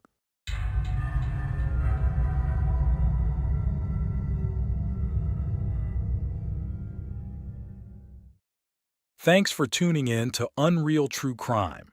If you're intrigued by mysteries from around the world, check out our new channel, Latin Crimes, where we dive into the gripping true crime stories of Latin America. Don't miss out. Subscribe now for more thrilling investigations. It was a regular night in Murfreesboro, Tennessee, when Heather Maples went out with friends, hoping to relax and have fun after a tough breakup. The bar was filled with laughter, and everything seemed normal. But as the night went on, something changed. Heather had an uncomfortable encounter that left her feeling unsettled. By the early morning, she was back at her apartment, but after that, no one heard from her again. The next day, when her friend Kelsey went to check on her, she found something that would change everything, leaving behind a lot of questions. What really happened that night, and who was behind it?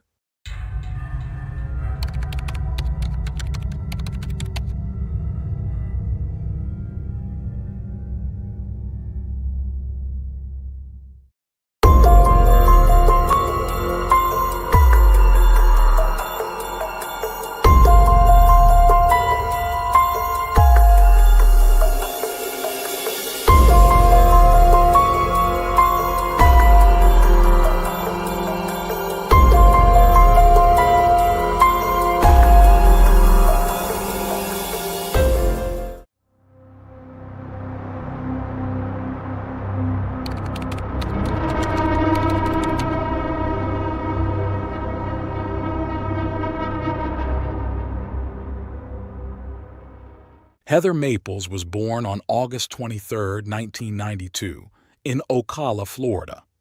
She was the only child of Jennifer and Darren Maples. Not long after her birth, the family moved to Texas, where Heather's childhood unfolded without any major issues. To her busy but joyful mother, Heather was like a whirlwind of energy, keeping her constantly on her toes. Unfortunately, Jennifer's relationship with Darren was already deteriorating by that time, and focusing on her daughter became Jennifer's way of coping with her personal struggles. When Jennifer finally gathered the courage to end her marriage, she felt certain that this decision would lead to a better life for both herself and Heather. And it did. Even though Darren distanced himself, losing all contact with his daughter, Heather showed incredible resilience, a trait she clearly inherited from her mother. She remained a cheerful and sweet child, seemingly unaffected by the changes in her family life. Heather excelled in school, where she was sociable, hard-working, and had a love for animals. She spent much of her free time surrounded by the pets she adored. As she grew older, Jennifer found a bit more time for herself, eventually meeting Randy Hunter, a kind man she later married. In 2004, Jennifer gave birth to her second child, Ryan, a joyful event for the whole family. Heather was especially thrilled to become an older sister and embraced the role with excitement. However, as Ryan grew, it became clear that he faced significant developmental delays. By the time Heather was in 7th grade, she took it upon herself to care for her younger brother. She spent her free time helping Ryan learn to talk, walk, and eat, taking on responsibilities far beyond her years. Meanwhile, in high school, Heather became close friends with a classmate named Chaz. While little is known about him, he played an important role in her life at that time. Heather's devotion to her brother continued as she entered her final year of high school. She persuaded her mother and stepfather to let her use one of the family cars to drive Ryan to school each day, a decision that benefited everyone by lightening the morning load and allowing the siblings to spend more time together. After graduating high school, Heather stayed home, though she dreamed of becoming a psychologist. During this time, her life took an unexpected turn when her estranged father, Darren, reached out to reconnect. He was now a long-haul truck driver living in Missouri with a new family. Slowly, they began to rebuild their relationship, with Darren promising to always be there for her, though they kept their newfound connection a secret from Jennifer. As Chaz settled into life away at college in Murfreesboro, Tennessee, he encouraged Heather to follow her dreams. During the Christmas season of 2014, Heather made the bold decision to leave home and pursue her goal of studying psychology. On January 31, 2015, at 22 years old, Heather packed her bags and, with her cat Oliver by her side, drove to Murfreesboro to start a new chapter in her life. In Tennessee, Heather found a stable job as a leasing agent and rented an apartment in the same complex where she worked. She quickly formed a close friendship with a colleague named Kelsey Price, who lived in the same building. Kelsey admired Heather's selflessness and noted her natural tendency to care for others, always ensuring that no one around her felt sad. Over time, Heather's friendship with Chaz developed into a romantic relationship, but it wasn't long before cracks started to show. Chaz turned out to be possessive, jealous, and controlling, far from the person Heather had believed him to be. Feeling increasingly suffocated, Heather channeled her energy into her work and her goal of attending university. She began preparing for her entrance exams, all while managing her job. Her father even helped her with the process of applying for scholarships. As the relationship with Chaz became unbearable, largely due to his anger management issues, Heather finally decided to cut ties with him. She took firm steps, including obtaining a restraining order to ensure he stayed out of her life. Young, beautiful, and with a bright future ahead of her, Heather's life moved along like that of many girls her age. She had a large circle of friends and experienced fleeting romances that never amounted to much. Around this time, Heather crossed paths with Brandon Richmond Bowling, a young man who was also adopted as a baby by Patricia Ann Bowling. Brandon was raised in Collierville, Tennessee, where he excelled academically and shone in high school football and band. After high school, Brandon attended university while holding various part-time jobs, mostly in fast food. Although he was arrested in 2012 for public intoxication and disorderly conduct, this seemed to be an isolated incident. By 2015, Brandon was in his final year of university and working as a driver for a local restaurant. He and Heather followed each other on social media, exchanged private messages, and went out a couple of times, though it's unclear if their relationship grew more intimate. In the early summer of 2015, Heather received the news she had been eagerly awaiting. She had been accepted into university to study psychology, her lifelong dream. Overjoyed, she immediately called her mother to share the good news.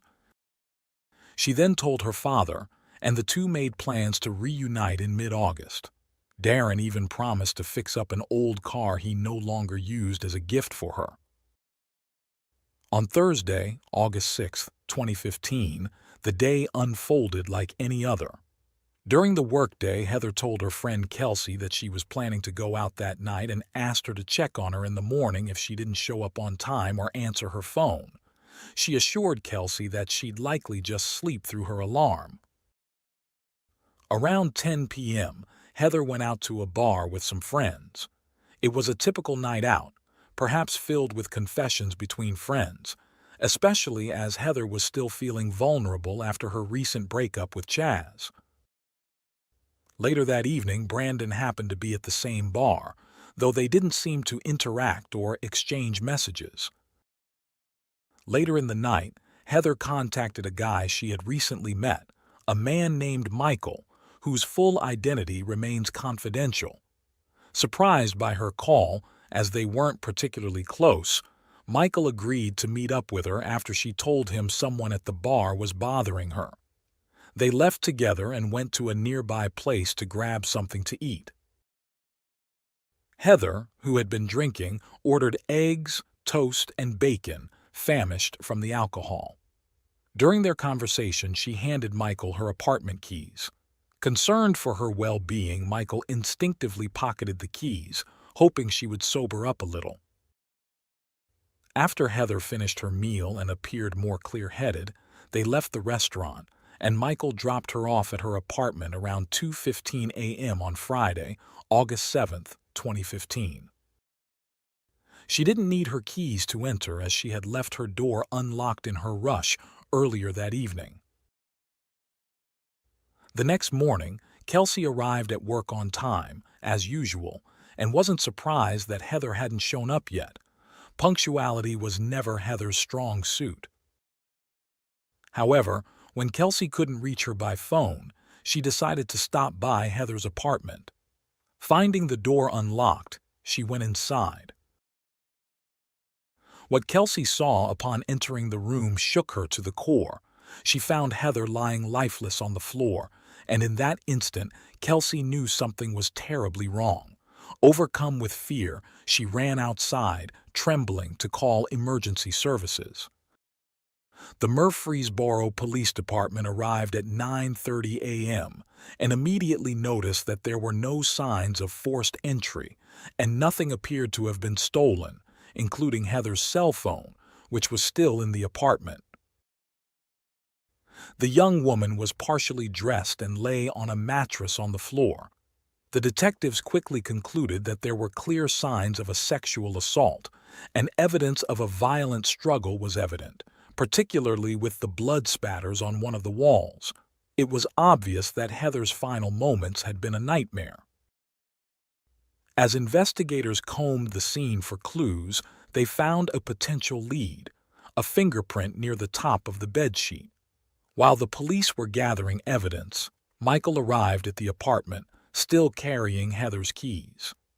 He had only just realized that neither he nor Kelsey had thought to return them. Seeing the police activity, Michael was stunned, and after hearing the grim news, he was left in shock. But since he had been the last known person to see Heather alive and was in possession of her keys, Michael quickly became the prime suspect. Both Michael and Kelsey were taken to the police station for routine questioning. During his interview, Michael provided a detailed account of his evening with Heather, including the unsettling man at the bar who had been bothering her. He also agreed to submit a DNA sample as part of the investigation. The detectives were counting on Kelsey to provide valuable insight into Heather's personal life and social circle. She shared that Heather had recently ended a tumultuous relationship, which gave the investigators another lead to pursue. Kelsey played a crucial role in the investigation by supplying the password to Heather's phone, helping the police access key information. She also took it upon herself to break the tragic news to Heather's mother, feeling that it would be better for such news to come from someone who had loved and cared for her daughter.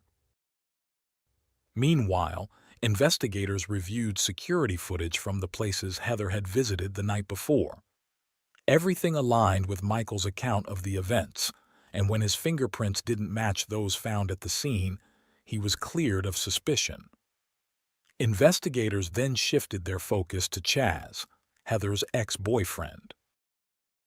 Although he admitted to the troubled relationship they had, his solid alibi and lack of matching DNA excluded him as a suspect. The preliminary report from the medical examiner revealed that Heather's death was caused by blunt force trauma and asphyxiation. Additionally, there were signs of defensive wounds on her hands, including a torn-off fingernail and dried fluids on her body, confirming the assault. The investigators sent the fingerprint from the scene and the DNA samples from Heather's body to a national database. As Heather's family grappled with the overwhelming grief, her mother, Jennifer, had to come to terms with the heartbreaking loss of her eldest daughter, who had been a loving sister to Ryan. Jennifer also remained unaware of the reconnection between Heather and her father, Darren, who was left devastated knowing he would never get the chance to fully rebuild his relationship with his daughter. On Tuesday, August 11, 2015, Heather's funeral was held in Texas. Nearly 200 people attended the ceremony, officiated by a pastor. Jennifer was moved by the turnout, realizing just how many lives her daughter had touched, which offered her some small comfort. The following day, Heather was laid to rest in a local cemetery. 8 days after the investigation began, the detectives received a call from the Tennessee Bureau of Investigation's crime lab. They had matched the fingerprint to Brandon Bowling. Although Brandon had no prior criminal record, his fingerprints had been recorded when he applied for his job as a delivery driver. Investigators quickly contacted him, and when questioned, Brandon admitted to having been at Heather's apartment previously. He claimed that they had consensual relations a few months earlier, but the investigators, seeing through his evasive answers, pressed harder. Brandon agreed to submit a DNA sample, and without waiting for the results, he was arrested in the early hours of August 15, 2015, charged with first-degree murder. The photographic evidence presented during the preliminary hearing was so explicit and disturbing that the judge took special care to shield it from the media and the public. Brandon pleaded not guilty, and the prosecution announced its intent to seek a life sentence without the possibility of parole. The trial was set for June 2017, and everything seemed to be moving forward smoothly. However, just weeks before the trial, a shocking discovery delayed the proceedings. Authorities uncovered footage on Brandon's phone showing the crime. As a result, the charges were expanded to include 12 additional counts, including 6 counts of rape, 2 counts of sexual assault, 2 counts of aggravated rape, 1 count of first-degree felony murder, and 1 count of premeditated first-degree murder. The evidence also indicated that Heather had been physically incapacitated, unable to resist or express consent at the time of the assault. Brandon remained incarcerated with his bail set at $1 million. His defense team filed a motion to suppress the video evidence, but it was denied. The prosecution, while acknowledging that the severity of the crime could warrant the death penalty, maintained their focus on securing a life sentence without parole. 2 months later, Jennifer surprised many when she publicly forgave Brandon for taking her daughter's life. She explained that holding on to such a heavy burden of anger was something she no longer wanted to carry. After intense negotiations with the prosecution, in February 2018, Brandon pled guilty to 1 count of aggravated rape and 1 count of second-degree murder in exchange for the dismissal of the remaining charges. This plea deal allowed for a shortened trial. During the sentencing hearing, Jennifer gave an emotional statement, visibly moving everyone present. She later shared that this was her last opportunity to speak for her daughter and make sure the world understood what her loss meant to their family.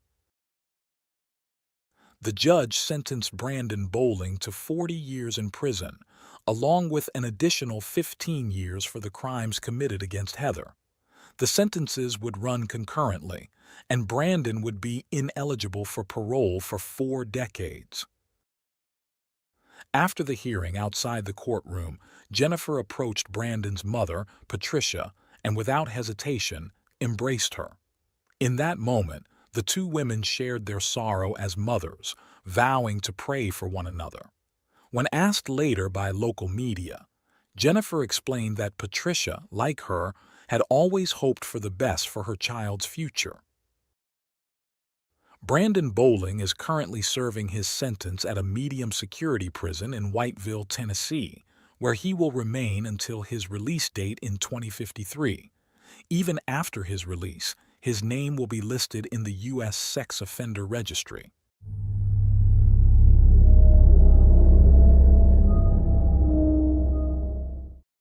Thanks for tuning in to Unreal True Crime. If you're intrigued by mysteries from around the world, check out our new channel, Latin Crimes, where we dive into the gripping true crime stories of Latin America. Don't miss out.